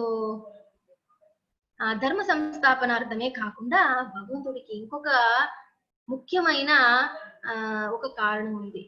సో భగవద్భక్తులందరూ కూడా వేచి ఉంటారు. ఎవరైతే శుద్ధ భక్తులు అయిపోయి భగవద్ధామానికి వెళ్ళడానికి చాలా రెడీగా ఉన్నారో వాళ్ళ కోసం భగవంతుడు వస్తా ఉంటాడు అనమాట. ఎందుకని? వాళ్ళు భగవద్ధామాన్ని చేరుకున్న తర్వాత ఆయనతో ఎటువంటి కార్యకలాపాలు ఉంటాయో వాళ్ళందరికీ రుచి చూపించి వాళ్ళ ఆసక్తిని మరింత పెంపొందించి వాళ్ళ పారవస్యాన్ని మరికొంత పెంపొందించడం కోసం భగవంతుడు కిందకి వస్తూ ఉంటాడు. సో మనం గోకులంలో భగవంతుడు లీలల్ని చూస్తూ ఉంటే, యశోదమ్మ లీలల్ని, తర్వాత నంద మహారాజు లీలల్ని చూస్తూ ఉంటే వాళ్ళందరూ కూడా భగవద్ధామానికి వెళ్ళడానికి ఈ జన్మలో భగవద్ధానాన్ని వెళ్ళడానికి సంసిద్ధంగా ఉన్నవాళ్ళు అన్నమాట. వాళ్ళందరినీ భగవంతుడు చూపిస్తాడు. ఆ గోపికలందరికీ తల్లితో సమానంగా ఉండే ఎన్నో మంది గోపికలు గోకుల్లో భగవంతుడికి వెన్నని తినిపించారనమాట. చింటి పిల్లాడుగా ఉన్నప్పుడు తినిపించారు. సో ఏ విధమైన కార్యకలాపాలు ఉంటాయి ఆధ్యాత్మిక జగత్తులో, ఒకసారి రుచి చూపించడానికి భగవంతుడు ఇక్కడికి వస్తాడు. దానికోసం వస్తాడు తప్ప ఇవన్నీ కూడా పక్కగా జరిగే బై ప్రొడక్ట్స్ లాంటివి అన్నమాట. భగవంతుడు చాలా ఏమంటారు దాన్ని, పారవస్యాన్ని ఆస్వాదించే తత్వం ఉన్నవాడు అనమాట. మనం కూడా ఆయన అంశభూతులమే కాబట్టి మనకు కూడా అట్లాంటి ఏమంటారు దాన్ని, రుచి ఉంది. మనం కూడా సుఖం వెంట ఎందుకు పరిగెడుతూ ఉన్నాము, ఎందుకంటే మనం కూడా భగవంతుని యొక్క అంశలమే కదా. మనకు కూడా ఆ ఆనందానుభూతి చాలా మనకి కావాలి అని మనం వాంఛిస్తూ ఉంటాం అన్నమాట. ఆ విధంగానే భగవంతుడు కిందకు అవతరిస్తాడు. కాకపోతే మనం ఆశించే ఆ ఆనందము ప్రస్తుతానికి అపరిశుభ్రంగా అంటే పరిశుద్ధంగా ప్రస్తుతం లేదనమాట అండి. కలుషితమైపోయి భౌతిక సుఖాన్ని మనం వెంపర్లాడుతూ ఉన్నాం అనమాట. సో మనం పరిశుద్ధమైన తర్వాత మనం కూడా సచ్చిదానందము, ఆత్మ అంటే సచ్చిదానందము, ఆనందం కోరుకునేది, దాని స్వరూపమే ఆనందంగా ఉండడం. సో మనం కూడా దాన్ని వక్రమైన ఇప్పుడు బుద్ధితో ఉన్నాం కాబట్టి వక్రమైన ఆనందం వెంట మనం పరిగెడుతూ ఉన్నాము. పరిశుద్ధమైన తర్వాత ఆ ఆనందం చెప్పలేనిది అనమాట అండి. ఈ భౌతిక ఆనందంతో పోలిస్తే చెప్పలేనిది. నెక్స్ట్ మా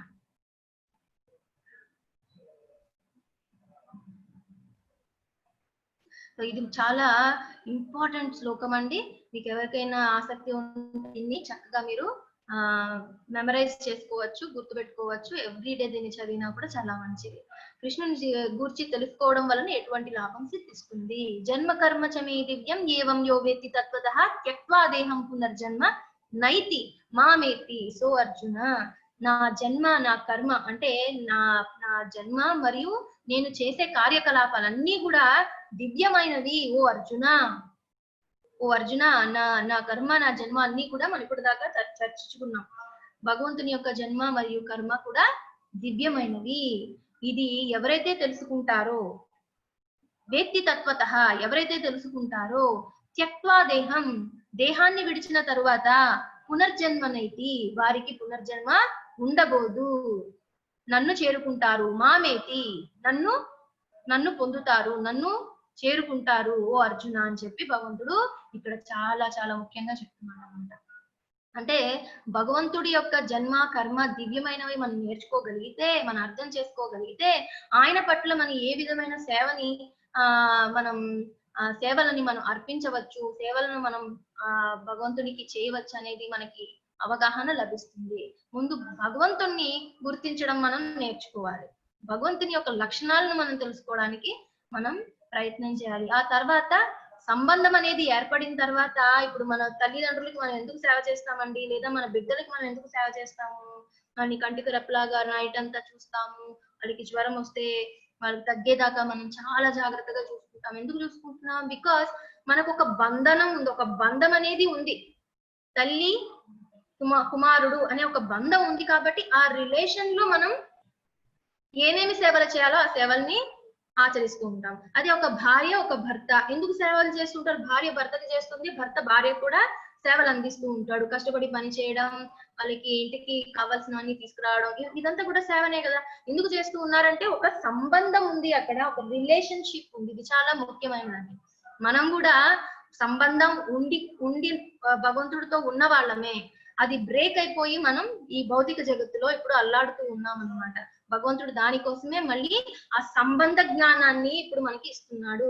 ఓ జీవులారా, ఓ జీవాత్మలారా, నేను మీ అహం సర్వస్య ప్రభువు, నేనే మీ అందరికీ మూలమైన సృష్టికర్తను. భగవంతుడు మళ్ళీ మనకి ఒక్కొక్కసారి చెప్తూ ఉంటాడనమాట. సో ఈ విషయాన్ని మనం తెలుసుకున్నప్పుడు మనకు ఒక సంబంధం ఏర్పడుతుంది భగవంతుడితో. భగవంతుడే ఎవరో తెలియదు, కొంతమంది నిరాకారం అంటారు, ఆకారం లేదంటారు, కొంతమంది సాకారం అంటారు, కొంతమంది బ్రహ్మజ్యోతి అంటారు, భగవంతుడే లేడు, అన్ని మనం మంచి కర్మలు చేస్తే మనకు అన్ని మంచే జరుగుతాయి అంటారు. ఇలా వివిధమైన సిద్ధాంతాల్లో జీవాత్మలు కొట్టిమిట్టాడుతున్నారు. కాబట్టి భగవద్గీతని ఆశ్రయిస్తే మాత్రం మీకు పరిపూర్ణమైన జ్ఞానం దొరుకుతుందన్నమాట. భగవంతుని యొక్క జన్మ కర్మ చమే దివ్యం అని ఎందుకు చెప్తున్నాడంటే, నేను మీ వంటి వాడను కాదు, మిమ్మల్ని విముక్తిని చేయగలిగే మీ తండ్రిని అని భగవంతుడు మనకి ఇక్కడ మళ్ళీ ఒకసారి గుర్తు చేస్తున్నాడు. సో ఆ విధంగా మనం తెలుసుకుంటే భగవంతుని మనం సేవలు అందించవచ్చు. నెక్స్ట్ అమ్మ, సేవల్ని మనం ఆ విధమైన ఆ రిలేషన్షిప్ లో, ఆ బంధం, ఆ సంబంధ జ్ఞానాన్ని తెలుసుకున్నప్పుడు మనం ఆ రిలేషన్షిప్ లో నెక్స్ట్ కిందము ఆ రిలేషన్షిప్ లో మనం వివిధమైన సేవల్ని భగవంతుడికి అందించవచ్చు. సో వీతరాగ భయ క్రోధ మన్మయ మాముపాశ్రిత.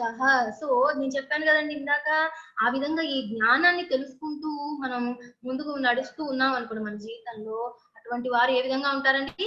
వీత రాగ భయ. వీత అంటే అటాచ్మెంట్. ఇప్పుడు మనకి భౌతిక జగత్తులో ఎన్నో రకాలైన ఆసక్తులు ఉన్నాయన్నమాట. దేనికో దాంట్లో మనం నా ఇల్లు చాలా పకడ్బందీగా కొంచెం ఏదైనా ఇరిగిందంటే మనం చాలా నొప్పేస్తుంది చాలా మంది. ఆ ఇంటి మీద అతనికి ఆసక్తి ఎక్కువగా ఉంది. లేదా కొత్త కార్ కొనుక్కున్నాం, చిన్న గీత పడిందంటే మనకు చాలా బాధేస్తుంది. అంటే దాని మీద మీ మనసులో ఆసక్తి ఉంది. అటువంటి ఆసక్తులన్నీ కూడా వీత రాగ. రాగ అంటే కూడా ఒకరి మీద అటాచ్మెంట్, ఒకరి మీద ఫేవరబుల్ అటాచ్మెంట్. భయము, క్రోధము, ఇట్లాంటివన్నిటి నుండి కూడా విముక్తుడైపోయి నన్ను ఆశ్రయిస్తాడు. ఎప్పుడు జన్మ కర్మ చమే దివ్యం అని భగవంతుడిని మనం ఎప్పుడైతే తెలుసుకున్నామో, ఆయన జన్మ కర్మ ఇవన్నీ కూడా దివ్యమైనమని తెలుసుకున్నామో, నెమ్మదిగా మనలో ఉన్న వీత రాగ భయ క్రోధాలన్నీ కూడా విముక్తమై మనం భగవంతుడి యొక్క ఆశ్రయం పొందుతాము. అది మనం చెయ్యాలన్నమాట అండి.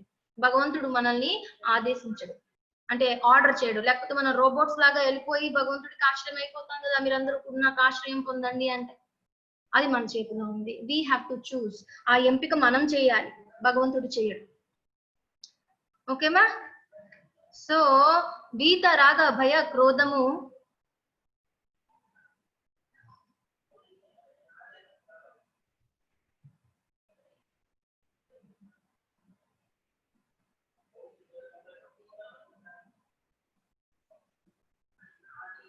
చెక్ చేస్తున్నానండి, ఒక్క నిమిషం.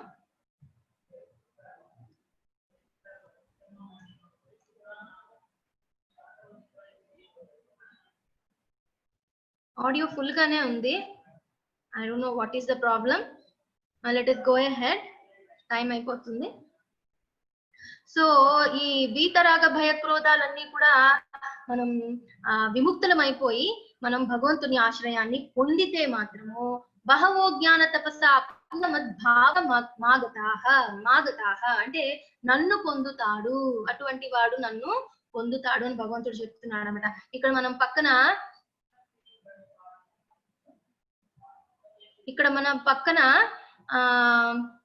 అంటే మా పక్క రూమ్ లో కూడా మా ప్రభు క్లాస్ తీసుకుంటున్నారు. మేబీ అదేమన్నా డిస్టర్బెన్స్ ఉందో నాకు తెలీదు. ఒక్క నిమిషం అండి.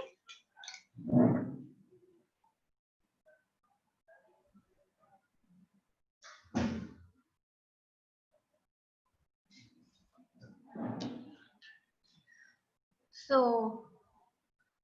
బహవో జ్ఞాన తపసా పూత మద్భావ మాగతాహ, నన్ను చేరుకుంటాడని భగవంతుడు చెప్తున్నాడు. ఇక్కడ మనం పరీక్షిత్ మహారాజును చూస్తున్నాం. మనందరికీ కూడా పరీక్షిత్ మహారాజు అక్కడ సుఖదేవ్ గోస్వామి దగ్గర నుంచి భాగవతాన్ని శ్రవణం చేస్తూ ఉన్నాడు అనమాట. అతనికి 7 రోజుల్లో మరణం సంభవిస్తుందని చాలా చక్కగా తెలుసు. ఎట్టి పరిస్థితుల్లో అది అవ్వకుండా పోదు అని ఆయనకి తెలుసు, జరిగి తీరుతుందని తథ్యమని తెలుసు. అయినా కూడా ఆయన ఈ భూమండలాన్ని అంతా కూడా పరిపాలిస్తూ ఉన్నాడు. భూమండలాన్ని అంతా పరిపాలిస్తూ కూడా ఆయన ఏం చేశాడండి? 7 రోజుల్లో మరణం సంభవిస్తుంది అనగానే మొదట చేయాల్సిన కర్తవ్యం భగవంతుని శరణాగతి పొందడం. సో అంత్యకాలే భగవంతుని స్మరణం చాలా ఇంపార్టెంట్. సో వెంటనే ఆయన ఏం చేశాడు? ఆ భూమండలాన్నంతా పరిపాలించే ఆ పరీక్షిత్ మహారాజు ఆ రాజ్యాన్నంతటిని తృణపాటిగా విడిచిపెట్టేసి రాగము భయము భార్య బిడ్డల మీద ఎటువంటి అనురాగము నువ్వు ఉంచుకోకుండా, ఆయన భయాన్ని చెందకుండా, ఎటువంటి భయము లేదు, నాకు సంభవిస్తుందేమో, మరణం ఏ సమయంలో వచ్చి ఏ పాము కాటేస్తుంది అనే భయంలోంచి కూడా ఆయన భయపడలేదు. క్రోధము చూపించలేదు. ఆ బ్రాహ్మణ బాలుడు ఎందుకు ఆ విధంగా నన్ను ఇంత పెద్ద భక్తుడినే నన్ను ఎందుకు ఆయన శపించాడనే క్రోధం కూడా ఆయనకి లేకుండా ఆయన ప్రశాంతమైన మనస్థితిలో ఆయన భాగవతాన్ని శ్రవణం చేశాడనమాట. ఇది మాముపాశ్రితాహ అంటే ఇదనమాట అండి.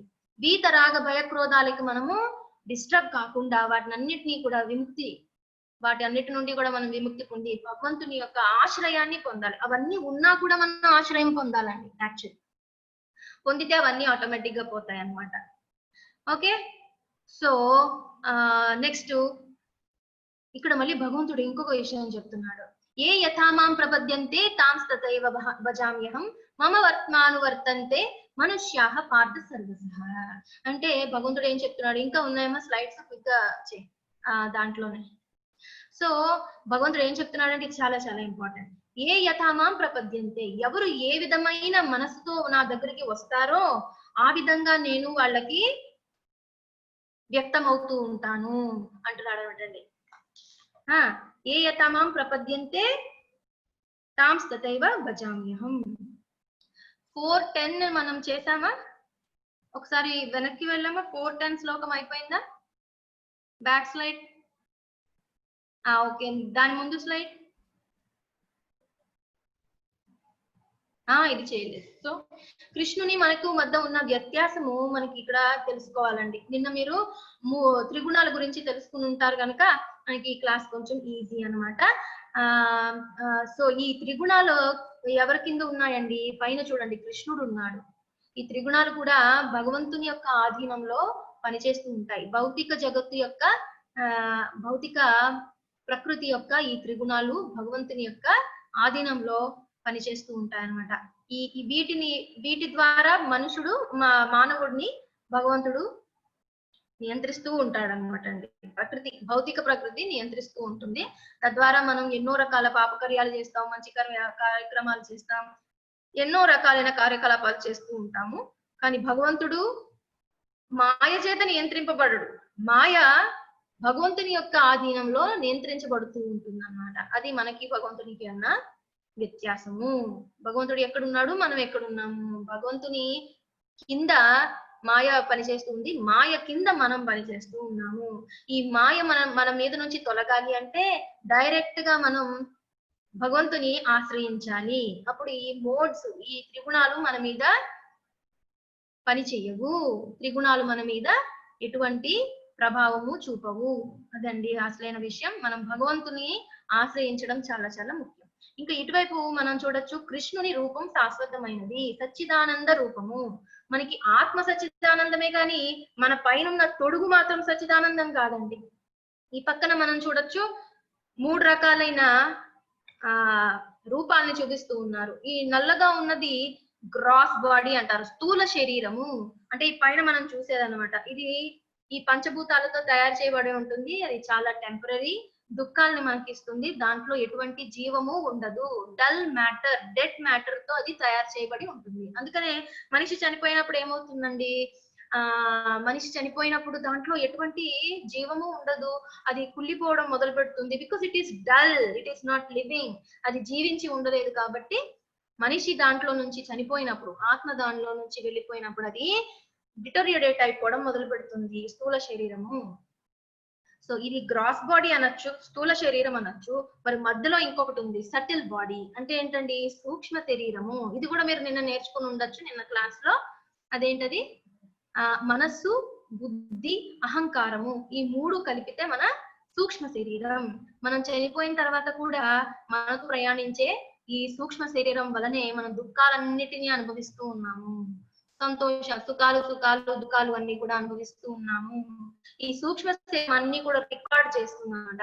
మన టేస్ట్ ఎట్లా ఉన్నాయి, మనం ఏ గుణంలో స్థిరమై ఉన్నాము, త్రిగుణాలలో రజో గుణంలో ఉన్నామా, తమో గుణంలో ఉన్నామా, మనకి ఎటువంటి ఆహారము ప్రీతికరమైనది, మనకి ఎటువంటి పరిస్థితులు ప్రీతికరమైనవి, ఇవన్నీ కూడా రికార్డ్ చేస్తుంది అనమాట. ఎవ్రీ లైఫ్ లో, ప్రతి జన్మలో అవన్నీ కూడా రికార్డెడ్ గా ఉండి మన వాసనలు కింద మారుతాయి అనమాట. నెక్స్ట్ మన మన భౌతిక శరీరం మళ్ళీ రెడీ అవుతుంది. దాని అనుగుణంగా మన కర్మల అనుగుణంగా మన రసాలు మన టేస్ట్ అనుగుణంగా కూడా నెక్స్ట్ బాడీ మనకి రెడీ అవుతుంది.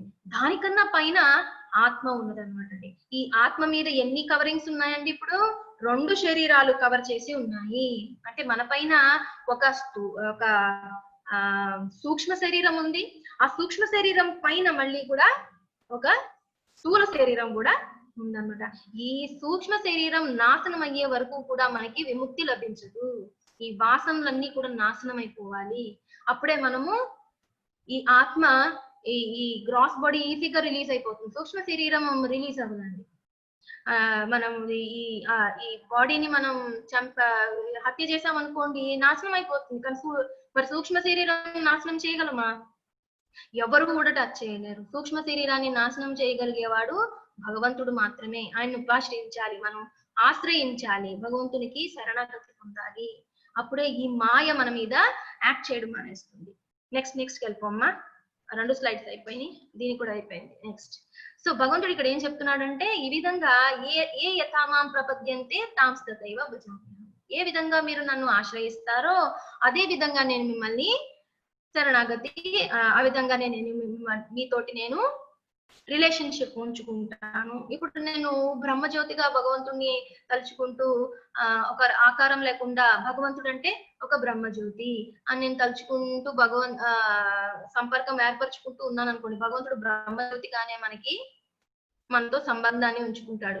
He will not force. ఆయన మన మీద బలవంతపు భాగస్వామ్యాన్ని కోరుకోడు అనమాట. మనంతటా మనమే ప్రేమపూర్వకంగా భగవంతుడిని ఆశ్రయించాలని భగవంతుడు ఆరాట పడుతూ ఉంటాడు అనమాట. ఇప్పుడు మన పిల్లవాడు ఉంటాడు, తండ్రి కుమారుడు తనంతట తానే నాన్న అని వచ్చాడు అనుకోండి, ఎంత ప్రీతికరంగా ఉంటుందండి తండ్రికి. అది కాకుండా నువ్వెప్పుడు నేను ఆఫీస్ నుంచి వచ్చినా నువ్వెప్పుడు నా దగ్గరికి నాన్న అని పరిగెట్టుకుంటూ రావాలి అన్నారు అనుకోండి, అది ఎట్లా ఉంటుందండి ఆ రస. అది ఆ విధంగానే భగవంతుడు మనల్ని బలవంతంగా భాగస్వామ్యం చేయమని కోరడు అనమాట. అది మన ఇష్టం. ఏ విధంగా ఏ యథామాం ప్రపద్యంతే, పరమాత్మ రూపంగా నువ్వు నన్ను ఆశ్రయిస్తే నేను పరమాత్మగానే నీకు వ్యక్తం అవుతాను. అదే భగవంతుడు ద్విభుజాలతోటి, అంటే 2 చేతులే ఉంటాయి, మరి పరమాత్మకి 4 చేతులు ఉంటాయి. అహం సర్వస్య ప్రభవ అంటున్న కృష్ణుడికి ఎన్ని భుజాలు ఉంటాయండి? 2 భుజాలు. ద్విభుజ రూపంగా ఉన్న పూర్ణ పురుషోత్తముడిని మనం ఆశ్రయించినప్పుడు భగవంతుడు పూర్ణ పురుషోత్తముడుగా మనకి మనకి ఆశ్రయాన్ని కల్పిస్తాడనమాట. ఈ పక్కన మనం చూడొచ్చు, వివిధ రకాలుగా భగవంతుడిని ఎవరు భగవంతుడిగా చూడటం లేదు. గోకులంలో వాళ్ళు స్నేహితుడిగా కోరుకున్నారు, భగవంతుడు వాళ్ళకి స్నేహితుడు అయిపోయాడు. ఒక్కొక్కసారి కృష్ణుడు వాళ్ళకి కాళ్ళంతా మసాజ్ చేస్తూ ఉన్నాడట. అది చూడండి, ఇక్కడ మీరు చూడొచ్చు. ఇంకొక పక్క స్లైడ్ లో రైట్ సైడ్ లో ఉన్న పిక్చర్ లో మీరు చూడొచ్చు, కృష్ణుడు గోపబాలుడికి బలరాముడికి కాళ్ళు ఒత్తుతూ ఉన్నాడు అనమాట. దాస్యం చేస్తూ ఉంటాడు భక్తులకి.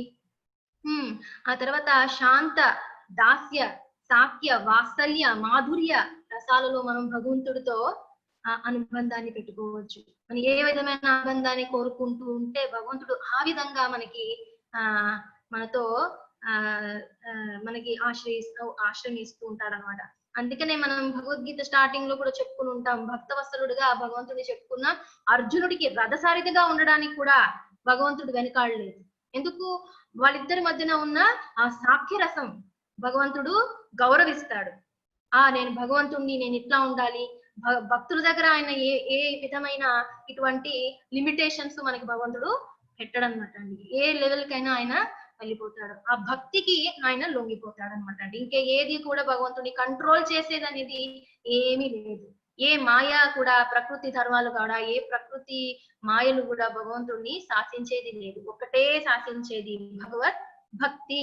భక్తిని యొక్క మనసులో ఉన్న పరిశుద్ధమైన ప్రేమ మాత్రం భగవంతుడిని కట్టేస్తుంది. అందుకనే మనం దామోదర్ లీల చేస్తూ ఉంటాం. దామోదర్ని యశోదమ్మ కట్టేస్తుంది కదా రోటికి. అనంతకోటి బ్రహ్మాండాలకి నాయకుడు, నియామకుడు అనంతకోటి బ్రహ్మాండాల్ని శాసిస్తూ ఉంటాడు, సర్వలోక మహేశ్వరుడు అని చెప్తున్నాడు. భోక్తారాం యజ్ఞ తపసాం సర్వలోక మహేశ్వరుణ్ణి నేను, సర్వలోక మహేశ్వరం. అలాంటి వాడిని యశోదమ్మ ఒక సామాన్యమైన గోపిక, ఆవిడ చదువుకోవడం కూడా లేదు, ఆయనకి ఏమీ తెలియదు, సామాన్యమైన గోపిక ఆవిడ. తల్లిగా భగవంతుడికి సేవ చేస్తూ భగవంతుని రోటికి కట్టేసింది చాలా ఈజీగా. అదే మరి యోగులు వీళ్ళందరూ కూడా ఎంతో తపస్సు, వంద వేల సంవత్సరాలు వాళ్ళు తప్పులు ఆచరిస్తూ కూడా భగవంతుణ్ణి వాళ్ళు ఆ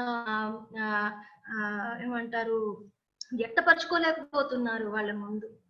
సో భగవంతుడు ఈ యోగ సాధనలన్నిటికీ లొంగడండి, భగవంతుడు భగవద్భక్తికి మాత్రమే లొంగుతాడు అనమాట. సో దానికి మనకు కావాల్సింది సంబంధ జ్ఞానం. నాకు నీకు ఉన్న సంబంధం ఏమిటి ఓ అర్జున అనేది మనకు అర్జునుడి ద్వారా మనందరికి జీవాత్మలందరికీ కూడా చెప్తున్నాం. నెక్స్ట్ వెళ్ళమ్మా.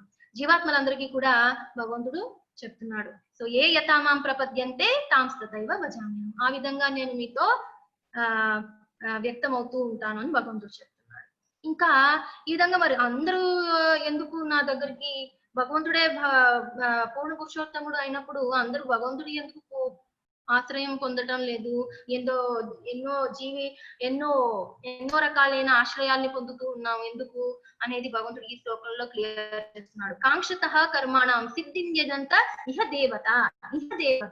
ఇహ అంటే భౌతిక జగత్తు, ఇహ అంటే భౌతిక జగత్తు, ఈ లోకంలో దేవతలు, వీరు ఆధ్యాత్మిక లోకానికి చెందినవారు కాదండి. ఈ స్వర్గలోకాలు ఇవన్నీ కూడా మనకి భగవంతుని యొక్క భగవంతుడు కాదు, బ్రహ్మాండంలోని 14 భువన భాండాలు ఉన్నాయి, 14 లోకాలు ఉన్నాయి. అందులో భువర్లోకం, స్వర్గలోకం ఇలాంటి లోకాలు ఉన్నాయి. మన పైన భూమండలానికి పైన ఇవన్నీ కూడా లోకాలు ఉన్నాయి అన్నమాట.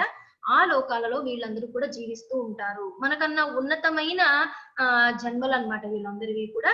వీళ్ళందరికీ భగవంతుడు కొన్ని డిపార్ట్మెంట్స్ ఇస్తా ఉంటాడు అనమాట అండి. సూర్యకిరణాలను ప్రసరించి మన జీవులందరికీ కూడా సౌభాగ్యాన్ని కల్పించాలి. చంద్రుడు ఉండడం వల్లనే మన కూరగాయలన్నిటికీ కూడా డిఫరెంట్ టేస్ట్లు, రుచులు ఏ విధంగా కలుగుతున్నాయి, చంద్రుడి వలన, చంద్రుడి కిరణాల వలన. అందుకని మనం ఏదో లోపల పెట్టి, ఈ మధ్యన వస్తున్నాయి కదా ఇంటి లోపల పెట్టి మనం ఫార్మింగ్ చేద్దాము, ఏవో వస్తున్నాయి కదండి, ఇవన్నీ పనికిరావు అనమాట అండి. ఆ సూర్యకిరణాలకి చంద్రకిరణాలకి కూడా అవి ఎక్స్పోజ్ అయితేనే మనకి కావలసిన విటమిన్స్ కానీ మనకు కావాల్సిన పోషకాలన్నీ కూడా దాంట్లో వస్తాయి. భగవంతుడు చేసిన ఏర్పాటు అది. ఈ దేవతలందరూ కూడా భగవంతుని ఆధీనంలో, పైన ఉన్నాడు భగవంతుడు, భగవంతుని ఆధీనంలో వీళ్ళందరూ కూడా మనకి సేవ చేస్తూ ఉంటారు. అంటే భగవంతునికి సేవ చేస్తూ ఉంటారు. ఇప్పుడు ఒక ప్రైమ్ మినిస్టర్ కింద చిన్న మినిస్టర్స్ ఏ విధంగా ప్రైమ్ మినిస్టర్ కి సేవ చేస్తూ ఉంటాడో, ఏ విధంగా సేవ చేస్తారండి, మనందరికీ సేవ చేయడమే ఆ ప్రైమ్ మినిస్టర్ కి సేవ చేయడం లాగా అన్నమాట. సో భగవంతుడు వాళ్ళకి ఇచ్చిన కార్యకలాపాలని వాళ్ళు నిర్వర్తించడమే భగవంతుని యొక్క సేవ అన్నమాట. అలాంటి వాళ్ళు మనం కూడా అవ్వచ్చు.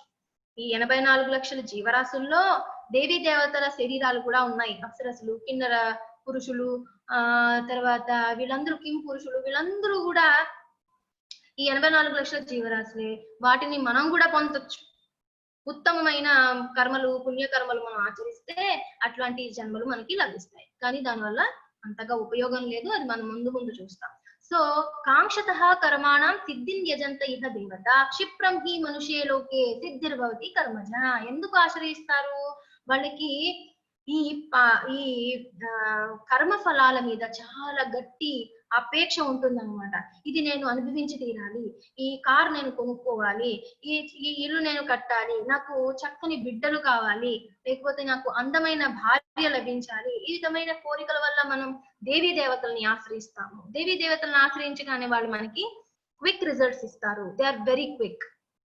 ఈ వ్రతము, ఆ వ్రతము, ఈ పూజ, ఆ పూజ మనం ఆచరించినప్పుడు అవి ఏమవుతాయి అనమాట అండి, మనకి క్విక్ గా రిజల్ట్ ఇస్తాయి.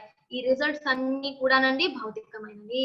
భౌతికమైన ఆసక్తి పెంపొందించుకోవాలి అనే ఆసక్తి ఉన్నవారు భగవద్గీతని ఆశ్రయించడం వేస్ట్. ఆ కోరికలు మనం ఉన్నాయి లేవు అని చెప్పటం లేదు, ఉన్నాయి.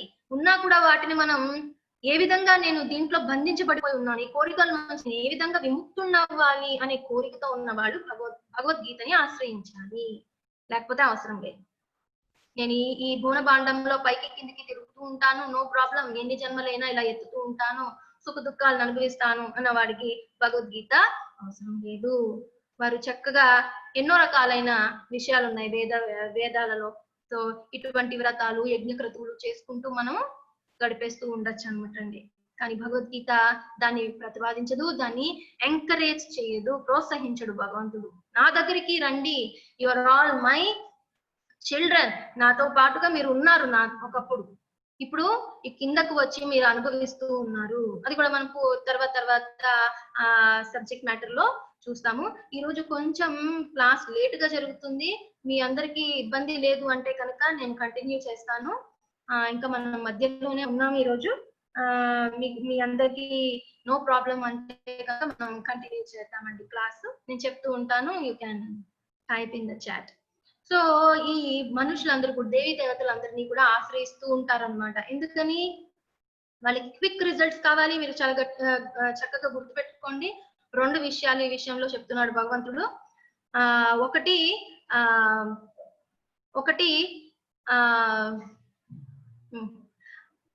ఇవి క్విక్ గా వస్తాయి, ఇమీడియట్ గా వస్తాయి రిజల్ట్. సెకండ్, ఇవి తాత్కాలికమైనవి. ఇది చాలా ముఖ్యం. తాత్కాలికమైనవి. మనం వ్రత చేస్తాము, మనకి ఆ లాభం దొరుకుతుంది, అదని మనం అనుభవిస్తాము, ఫినిష్ అయిపోతుంది. అదే భగవద్గీతను ఆశ్రయించినప్పుడు, భగవద్గీతలో భగవంతుడు చెప్పినవి మనం పాటించినప్పుడు వచ్చే ఫలితాలు శాశ్వతమైనవి. మళ్ళీ మళ్ళీ మనం అవి పోగొట్టుకోమన్నమాట. శాశ్వతమైనవి. వాటికి ఆసక్తి చూపేవారు మాత్రమే భగవద్గీతని ఆశ్రయించాలి. అవసరం లేదు నాకు ఈ చిన్న చిన్న సుఖాలు దుఃఖాలు ఉంటే సరిపోతుంది అంటే మనకి భగవద్గీత అవసరం లేదు. So can you go back to the slides మా? I cannot see the slides. PPT Gayatri, can you share the screen?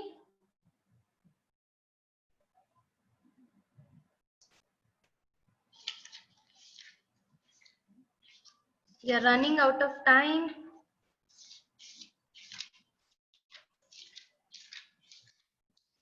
Gayatri, are you there?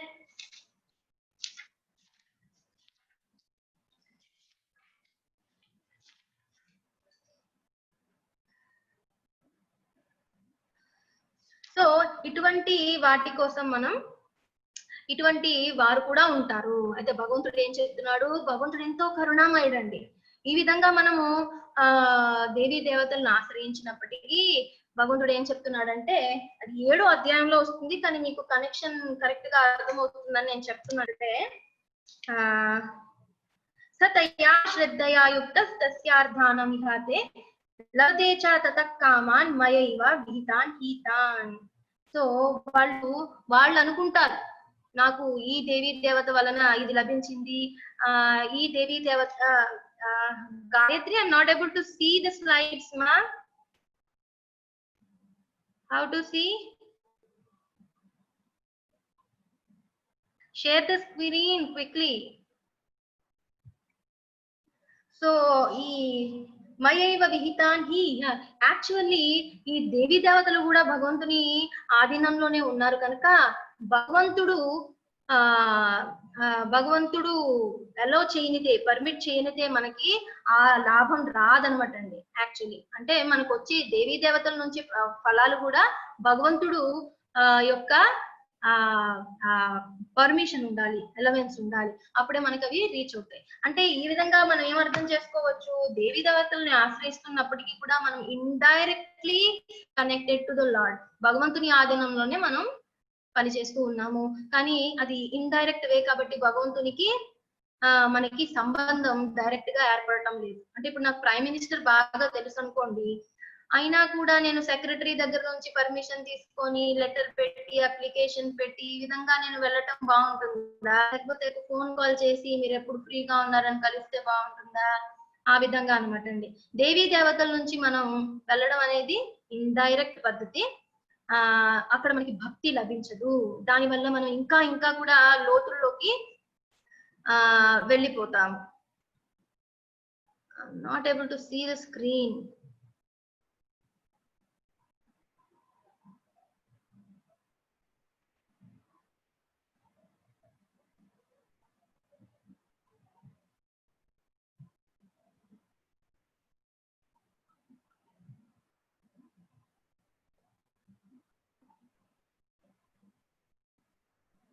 Gayatri, where is the screen, ma? Are you sharing? Speak out. Hare Krishna.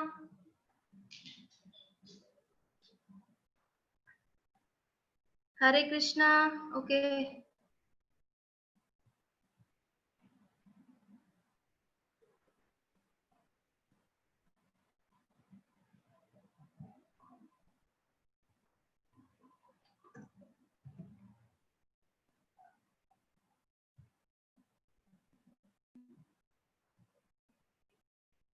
Co-host అని కనిపించట్లా. Ask to start video. చైనాది.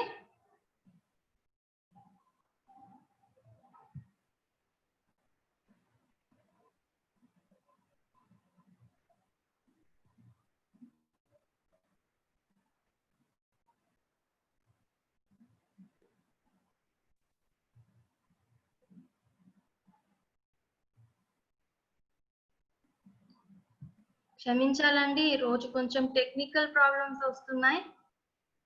మనం try చేస్తాము. అయినా కూడా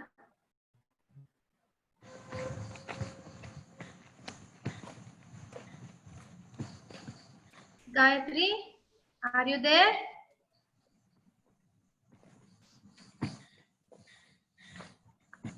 Okay, no problem.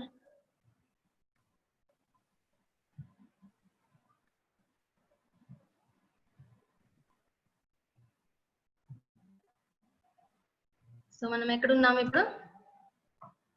వీతరాగ భయక్రోధ. Next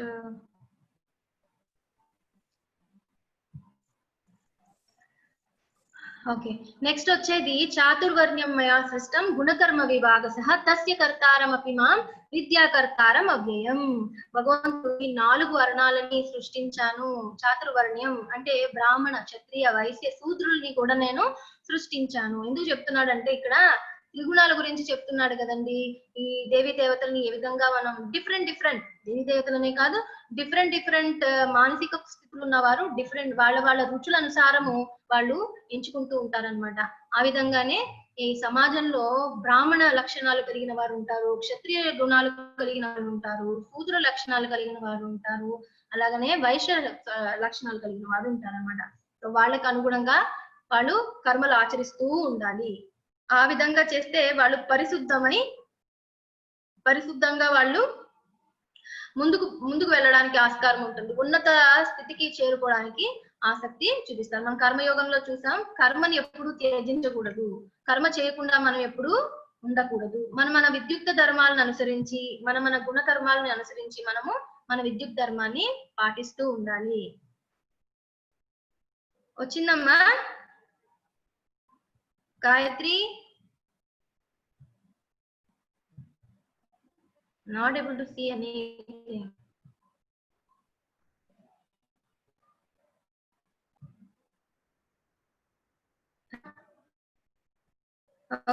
Okay. PPT లేకుండా మనం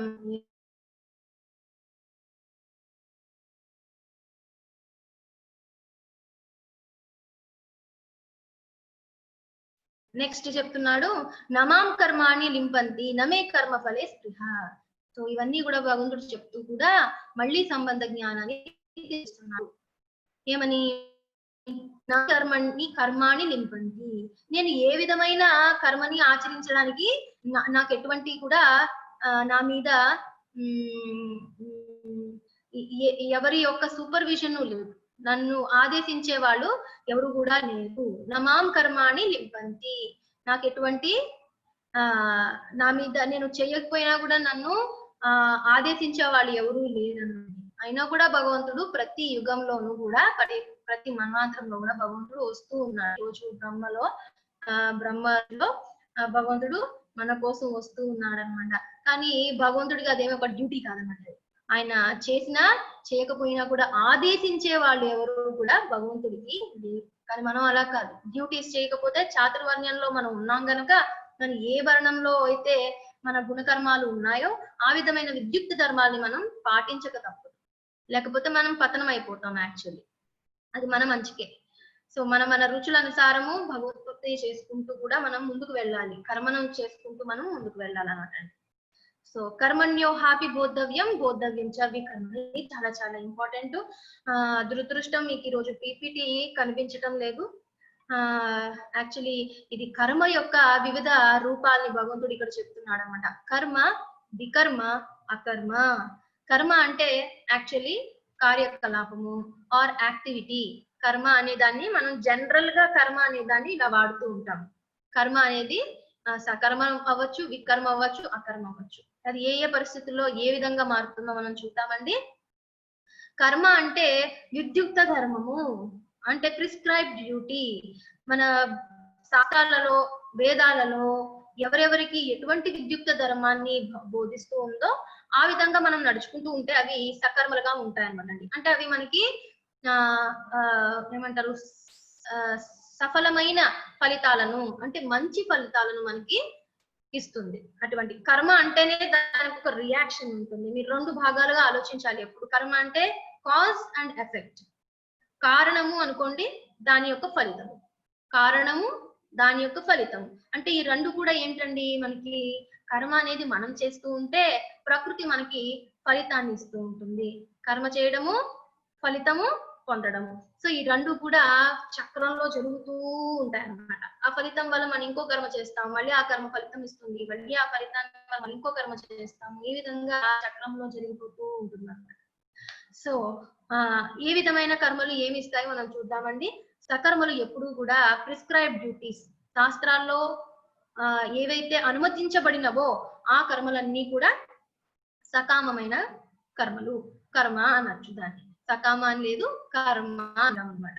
అయితే శాస్త్రాలలో ఏవైతే విరుద్ధం అని చెప్పారో, అవి చెయ్యకూడదని చెప్పారో, లేదా చెప్పిన వాటికి విరుద్ధంగా చేస్తామో అవన్నీ కూడా వికర్మలు అవుతాయి అనమాట అండి. నేను చెప్పాను కదండి, కర్మ అనగానే రెండు ఉంటాయి భాగాలు. సో వికర్మ కూడా రెండు ఉన్నాయి.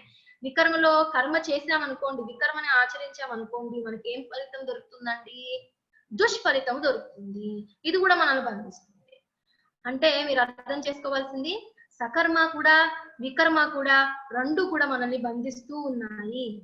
అంటే ఇప్పుడు సకర్మలు అంటే దాన ధర్మాలు, మంచి మంచి విషయాలు, తర్వాత కరుణగా ఉండడము, ఇట్లాంటి ఎందుకు చూపిస్తూ ఉంటామంటే, ఇప్పుడు అంటాం కదా, మనం అందరితో మంచిగా ఉంటే మనకు అంతా మంచి జరుగుతుంది, అంతకన్నా ఇంకా దాని మించిన ప్రిన్సిపలే లేదు, దాని మించిన సూత్రమే లేదు అని చాలా మంది అనుకుంటూ ఉంటారు. అది కూడా వాళ్ళని యాక్చువల్ గా బంధిస్తూ ఉంది. సకర్మలు కూడా మనల్ని బంధిస్తాయి. దాన్ని అనుభవించడానికి మళ్ళీ మనం జన్మ తీసుకోవాలి. ఇవన్నీ కూడా సూక్ష్మ శరీరంలో రికార్డ్ అవుతూ ఉన్నాయి. సూక్ష్మ శరీరం నాశనం అవ్వదు ఈ సకర్మల వల్ల, వికర్మల వల్ల. ఈ రెండు అనుభవించడానికి, సుఖాన్ని దుఃఖాన్ని అనుభవించడానికి మన సూక్ష్మ శరీరాన్ని మోస్తూ ఉంటుంది ఆత్మ. దానివల్ల మనం ఏమవుతామండి? బంధించబడిపోయాము. ప్రకృతి మనల్ని బంధిస్తుంది, బయటకు వెళ్ళలేదు. సూక్ష్మ శరీరాన్ని ఎప్పుడైతే మనం నాశనం చేయగలుగుతామో అప్పుడు మనం ఈ విముక్తి పొందుతాము ఈ బద్ధ జీవితం నుంచి. అంటే మనం సకర్మలు చేయకూడదా అండి అంటే, అకర్మ చేయాలి. ఏం చేయాలండి? అకర్మ అనే కర్మని చేయాలి. అకర్మ అంటే ఏంటంటే, కర్మ ఉంటుంది కానీ దాని ఫలితం ఉండదు. కర్మ చేస్తాము కానీ దానికి ఫలితం ఉండదు. ఈ విధంగా ఇది చాలా చాలా ముఖ్యమైనది అనమాట అండి. విముక్తి కావాలి అంటే గనక మనం ఈ విషయాన్ని చాలా చక్కగా అర్థం చేసుకోవాలి. కర్మ చేసినప్పటికీ ఫలితం ఇవ్వనిది ఏంటి అంటే భక్తియుక్త సేవ. అంటే ఇప్పుడు ఆఫీసులు ఇవన్నీ కూడా సకర్మలు. అంటే పొద్దున్నే నేను భగవంతుడికి ఒక పండు పెట్టాను, అది ఆ కర్మ. మరి మిగతావన్నీ నన్ను బంధిస్తాయి అంటే కాదండి. మనం చేసే ప్రతి పని, ఈవెన్ మన బ్రష్ చేసుకోవడం, స్నానం ఆచరించడం, భార్య బిడ్డల్ని సక్రమంగా పోషించడం, ఇవన్నీ కూడా మనం అకర్మగా చేయొచ్చు. అకర్మగా చేయొచ్చు. ముందు ముందు వెనకాల ఉన్న అధ్యాయాలు మీరు విని ఉంటే మీకు ఈ విషయం అర్థమవుతుంది. అంటే భగవంతుణ్ణి కేంద్రంగా పెట్టుకొని మనం అన్ని కార్యకలాపాలు చేయాలి. మీకు ఒక ఎగ్జాంపుల్ చెప్పాలంటే, ఫ్యాన్ ఉందనుకోండి. ఫ్యాన్ కి 3 రెక్కలు ఉంటాయి కదా. ఆ 3 రెక్కలు ఒక ఫ్యామిలీలో 3 వింగ్స్ అనుకోండి. ఫ్యామిలీలో 3 మెంబర్స్ గా అనుకోండి. అంటే తల్లి, తండ్రి, బిడ్డ అనుకుందాం. అయితే అవి ఒకదానికొకటి కనెక్షన్ గా లేవు కదా. ఆ సెంటర్ లో తిరుగుతున్న భాగానికి కనెక్ట్ అయి ఉన్నాయి కదండి. అంటే ఇప్పుడు నేను భార్య భర్త మీద అనుబంధం పెంచుకొని బిడ్డ తల్లిదండ్రుల మీద అనుబంధం పెంచుకుంటే అంటే ఈ రెండు రెక్కలన్నీ కూడా ఒక దగ్గర కలుస్తూ ఉన్నాయనుకోండి, అప్పుడు ఫ్యాన్ యొక్క పర్పస్ సాల్వ్ అవ్వట్లేదు కదండి, అది గాలి ఇవ్వలేదు కదా, మొత్తం మూడు కూడా సర్వనాశనం అయిపోతున్నాయి, విరిగి కింద పడిపోతున్నాయి. సో వాటి యొక్క పొజిషన్ ఏంటండి, ఆ సెంటర్ లో తిరుగుతున్న ఆ భాగానికి కనెక్ట్ అయి ఉండడం, అందుకని ఒకదాన్ని ఒకటి అనుబంధం పెంచుకోవడం కాదనమాట అండి. ఆ సెంటర్ లో తిరుగుతుండడమే ఒకళ్ళకొకళ్ళకి వాళ్ళు సేవని సక్రమంగా చేస్తూ ఉండడానికి సరైన పర్పస్. అంటే వాళ్ళ వాళ్ళ పరిస్థితుల్లో ఉంటూనే భగవంతుడిని కేంద్రంగా ఉంచుకుంటూ వాళ్ళు ఏం చేస్తున్నారు, ఆ కార్యకలాపాలు చేస్తున్నారు. వాళ్ళకి కావాల్సిన వాళ్ళు చేయవలసిన విద్యుత్ ధర్మాలన్నీ చేస్తున్నారు. భార్య భర్తకి ఏం చేయాలో, భర్త భార్యకి ఏం చేయాలో, బిడ్డ తల్లిదండ్రులకు ఏం చేయాలో, తల్లిదండ్రులు బిడ్డకి ఏం చేయాలో, ఇవన్నీ కూడా కార్యకలాపాలు చేయాలి. కానీ కీపింగ్ కృష్ణ ఇన్ మైండ్, నేను భగవంతుని యొక్క అంశాభూతమైన ఆత్మను, జీవాత్మను. సో నా ప్రధానమైన డ్యూటీ భార్యా పిల్లల్ని పోషించడం కాదు. నా ప్రధానమైన డ్యూటీ నాకు ఒక భార్యని బిడ్డని భగవంతుడు కల్పించాడు కాబట్టి వాట్ ఈస్ మై డ్యూటీ, నా కర్తవ్యం ఏమిటి, వాళ్ళని సక్రమంగా చూడడం నా డ్యూటీ. అంతేగాని డైరెక్ట్ గా మనం అనుబంధం పెంచుకుంటూ ఇది నా భార్య, వీడు నా పిల్లలు అని అనుబంధంతో మనం చేస్తే కనుక అవి మనల్ని బంధిస్తాయి. అవి పుణ్యకర్మలుగా మారడం లేకపోతే వికర్మలుగా మారడం ప్రారంభమైపోతుంది అన్నమాట. అలాగే మీరు దాన ధర్మాలు చేసినా కూడా నాకు భగవంతుడు ఎనలేని సంపదని ఇచ్చాడు, సో నాకు కావాల్సింది నాకు ఎంత కావాలో ఆ కోటా మాత్రమే ఉంచుకుంటూ నేను లేని వాళ్ళకి ఎవరి కోటానో నా దగ్గర ఎక్స్ట్రాగా ఉంది, so let me offer it as an offering to Krishna. భగవంతుని యొక్క కృప ద్వారా ఎనలేని సంపద దొరికింది, so let me offer it. దాని మీద మీకు అపేక్ష ఉండకూడదు. అదే మనం మామూలుగా దాన ధర్మాలు చేసాం అనుకోండి, ఇప్పుడు తిరుపతిలో ఎంతో మంది దాన ధర్మాలు చేస్తూ ఉంటారు. ఎటు ఉద్దేశం అండి, భగవంతుని కృప కోసమే చేస్తున్నారంటారా, నా బిస్ బాగుండాలి, నాకు ఏదైనా పుణ్యం వస్తుంది, భగవంతుడికి ఒక 10 రూపాయలన్నా వేద్దాము, నాకు ఒక పుణ్యం వస్తుంది, ఇటువంటి మనస్థితిలో మనం కార్యకలాపాలు చేస్తుంటాం. అన్ని కూడా సకర్మల్లోకి వెళ్తాయి అన్నమాట. అవి సకర్మలు మనకి ఎక్కడి వరకు తీసుకెళ్తాయండి, సకర్మల యొక్క చరమ స్థితి స్వర్గలోక ప్రాప్తి. స్వర్గలోకానికి వెళ్ళి మనం ఏం చేస్తామండి, అక్కడ సుఖాన్ని అనుభవించి ఇక్కడ అనుభవించే సుఖము రసగుల్లా అయితే అక్కడ అనుభవించే సుఖము ఇంకా పెద్ద రసగుల్లా, ఇంత రసగుల్లా, అంతే. ఆ టైం అయిపోయింది, మన క్రెడిట్ అంతా అయిపోయింది, సకర్మ పుణ్యఫలం అంతా కూడా తీరిపోయింది అనగానే మనల్ని తోసేస్తారని చెప్తుంది శాస్త్రం. 1 సెకండ్ లో లవమాత్రం కూడా మనల్ని అక్కడ ఉండడానికి అనుమతించరట. ఒకే ఒక పుష్, ఒకే ఒక తోపు తోసేస్తారట కిందకి. ఆ తర్వాత మనం మధ్యలో ఉన్న భూమండలానికి వచ్చి పడడానికి మధ్యలో ఎన్నో లోకాలు కూడా ఉన్నాయన్నమాట, భయంకరమైన లోకాలు, ప్రేతాత్మ లోకాలు, ఇవన్నీ కూడా పీక్కొని తింటాయట. ఆ తర్వాత మనం ఒక కంటి బొట్టుగా మారి వర్ష రూపంలో మళ్ళీ భూమండలానికి చేరి మళ్ళీ ఒక విత్తనంలోకి ప్రవేశించి, అంటే ధాన్యాలు ఇలాంటి విత్తనాలు, ఫ్రూట్స్, ఫలాలు ఇవన్నిటిలోకి ఆ జీవాత్మ చేరి అది తిన్న పురుషుని యొక్క ఆ సీమన్ లోకి ఎంటర్ అయ్యి ఒక పురుషుడు గాని అది జంతువు గాని కావచ్చు, నెక్స్ట్ లైఫ్ అతనికి ఏ విధమైన జీవరాశి ఎంపిక చేసిందో ప్రకృతి, ఆ విధమైన జీవి యొక్క తల్లి తండ్రి యొక్క గర్భంకి ప్రవేశిస్తాడు. అది తిన్న ఆ ఫలాన్ని ధాన్యాన్ని ఎవరైతే పూజిస్తారో, అందుకని మనం అన్నాన్ని పరబ్రహ్మ స్వరూపం అంటాం అనటండి. జీవాత్మలు అందులో నివసించే ఆస్కారం ఉంది, సో దాన్ని మనం వేస్ట్ చేయకూడదు. ఆ విధంగా మనం స్వీకరించినప్పుడు మళ్ళీ మనకి మొదలవుతుంది అనమాట, మళ్ళీ మన జీవిత చక్రం స్టార్ట్ అవుతుంది, మళ్ళీ పుట్టడం, జన్మ, మృత్యు, జర, వ్యాధులు మళ్ళీ మనకి మొదలవుతాయి. సో సుఖ ప్రాప్తి, స్వర్గ ప్రాప్తి మనం ఆశించడం అంత తెలివైన పని కాదన్నమాట. సకర్మలకి అటాచ్మెంట్ పెట్టుకోకుండా అకర్మలను అంటే భక్తిని ఆచరించడానికి మనం ప్రయత్నించాలి.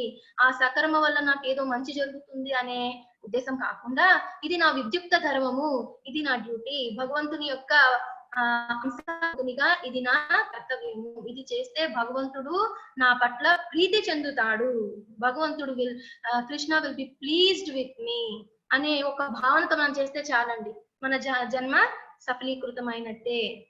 యాక్చువల్లీ ముందు ముందు మనం తెలుసుకుంటాము ఆ విషయము. సో నెక్స్ట్ ఏం చెప్తున్నాడంటే వికర్మలన్నీ కూడా మనల్ని బంధిస్తాయి. అంటే ఏం చెప్పారంటే ఇప్పుడు చాలా మంది నగ్నంగా ఉండడానికి ప్రయత్నిస్తూ ఉంటున్నారు. ఇప్పుడు వేష భాషలన్నీ కూడా మారిపోయినాయి. ప్రపంచం అంతా కూడా ఆ విధంగానే అది ఒక ఫ్యాషన్ గా మారిపోయింది. కానీ శాస్త్రం ఏం చెప్తుంది, ప్రాపర్ గా మనం మన భౌతిక శరీరాన్ని కప్పుకోలేకపోతే అది ప్రేరేపితంగా వేరే వారిని ప్రేరేపించే విధంగా మనం ఉంటే అప్పుడు వాళ్ళందరూ కూడా ఏ జీవరాశిలోకి వెళ్తారండి, చెట్లుగా పుడతారు. చెట్లుకి ఎటువంటి వస్త్రము ఉండదు. చక్కగా వర్షాకాలంలోని ఆ విధంగా భంగిమల్లో నుంచుంటారు. సమ్మర్ లో కూడా ఆ విధమైన భంగిమల్లో వివిధ రకాలైన భంగిమల్లో ఉంచుంటారు అనమాట. సో ఆ విధమైన మనస్థితి గల వారిని భగవంతుడు ప్రకృతి ఏ విధమైన జీవరాశిలోకి తోస్తుంది, చెట్లు రూపంలో వాళ్ళు మళ్ళీ కూడా జన్మ ఎత్తుతారని చెప్తుంది శాస్త్రం. భగవద్గీతలో ఇది కవర్ చేయదు, ఇది పురాణాల్లో చెప్పిన విషయం అండి. భగవద్గీతలో మనకి దొరకదు. కాకపోతే వికర్మ అంటే ఏంటో చెప్తున్నాడు.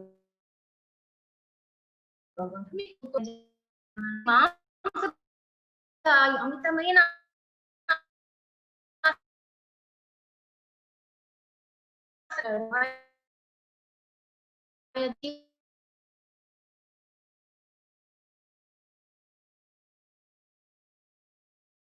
ఈ మాంసాహారం గురించే, అంటే దాంతో చేసే ఆహారం గురించే ఆయన వివిధ రకాలైన పదార్థాలు ఏ విధంగా చేయొచ్చో కూడా ఆయన క్లాసుల్లో కూడా ఆయన చెప్తూ ఉంటాడు అనమాట. ఎగ్జాంపుల్స్ ఇవ్వాలనుకోండి, ఈ విధమైన ఎగ్జాంపుల్స్ అంటే మన మానసిక స్థితి దాని మీద దృఢమైపోతుంది అనమాట, ఆ రకమైన ఆసక్తి. అప్పుడు ఏమవుతుందండి, నెక్స్ట్ లైఫ్ మనకి ఏ పులిగానో సింహంగానో పుడుతూ తర్వాత వేటాడుకుంటూ మాంసభక్షణ చేయడానికి ప్రకృతి మనకి ఒక అవకాశాన్ని కల్పిస్తుంది అన్నమాట.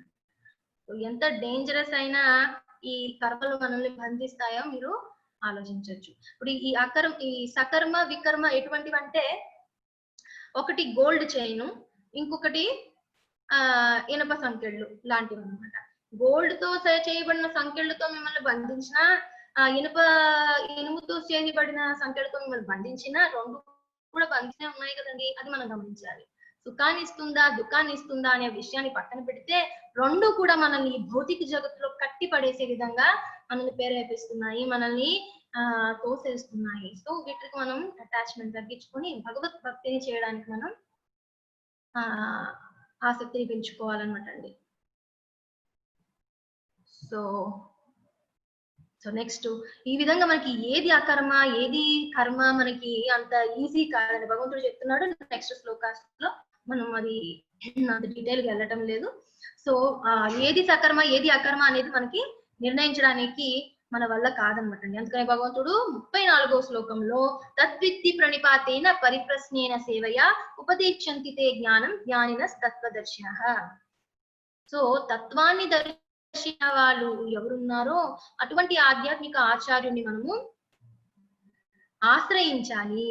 అప్పుడు ఆయన చెప్తాడు, నాయన నీ విద్యుత్ ధర్మాల ప్రకారం ఇటువంటి కర్మలను ఆచరించు, ఇది వికర్మ, ఈ కర్మ, భగవంతుడు ఎవరు, నువ్వు ఎవరు, నీకున్న సంబంధం ఏమిటి, సో నీ నెక్స్ట్ కర్తవ్యం ఏమిటి, ఇవన్నీ కూడా ఆధ్యాత్మిక ఆచార్యుని మనము ఆశ్రయించాలి. ఏ విధంగా ఆశ్రయించాలో కూడా చెప్తున్నారండి. తద్విద్ధి ప్రణిపాతేన పరిప్రశ్నేన, మళ్ళీ మనకున్న సందేహాలన్నిటినీ ప్రశ్నిస్తూ ఏ విధంగా అండి, చాలా వినమ్రతతో ఆయనకి సేవలను అందించాలి. పక్కన మీరు పీపీటీ ఉంటే కనుక చూడొచ్చు, భగవంతుడు కూడా సందీపని ముని యొక్క ఆశ్రమానికి వెళ్ళి ఆయనకి సేవలను చేశాడు. సాయంత్రం మార్నింగ్ ఉదయం పూటే ఆయన యజ్ఞాతులకి కావలసిన ఈ ఫైర్ వుడ్ అంతా కూడా ఆయన ఈ పుల్లల్ని ఇవన్నీ కూడా అడవులకు వెళ్ళి స్నేహితులతో కలిసి తీసుకొచ్చి సేవ చేసేవాడు అనమాట సాందీపని మునికి, స్వయంగా భగవానుడు. సో ఆయన మనకి చెప్తున్నాడు, యద్యత్ ఆచరతే శ్రేష్ఠ, పెద్ద పెద్ద వాళ్ళు ఏ విధంగా మనకి ఎగ్జాంపుల్ గా ఉంటారో మనందరం కూడా వాళ్ళని ఫాలో అవుతాం. భగవంతుడు కూడా ఆ ఆధ్యాత్మిక ఆచార్యుని స్వీకరించి ఆయనకి సేవలు అందించి ఆయన ప్రశ్నించి అన్ని కూడా తెలుసుకున్నాడు అనమాట. సో ఆధ్యాత్మిక ఆచార్యుడు ఎలాంటిగా ఉండాలన్నమాట అండి, ప్రామాణికమైన సాంప్రదాయం నుండి ఆయన వచ్చి ఉండాలి. అట్లాంటి ఆధ్యాత్మిక ఆచార్యుని మనము ఆశ్రయించాలి. ఎవరంటే వాళ్ళు చక్కగా మాట్లాడుతున్నారని గాని, వాళ్ళకి సంస్కృతం బాగా వచ్చని గాని, శ్లోకాలు చాలా చక్కగా చెప్తున్నారని కానీ, ఇవన్నీ కూడా ఇవన్నీ కూడా క్రైటీరియా కాదండి. ఇవన్నీ కూడా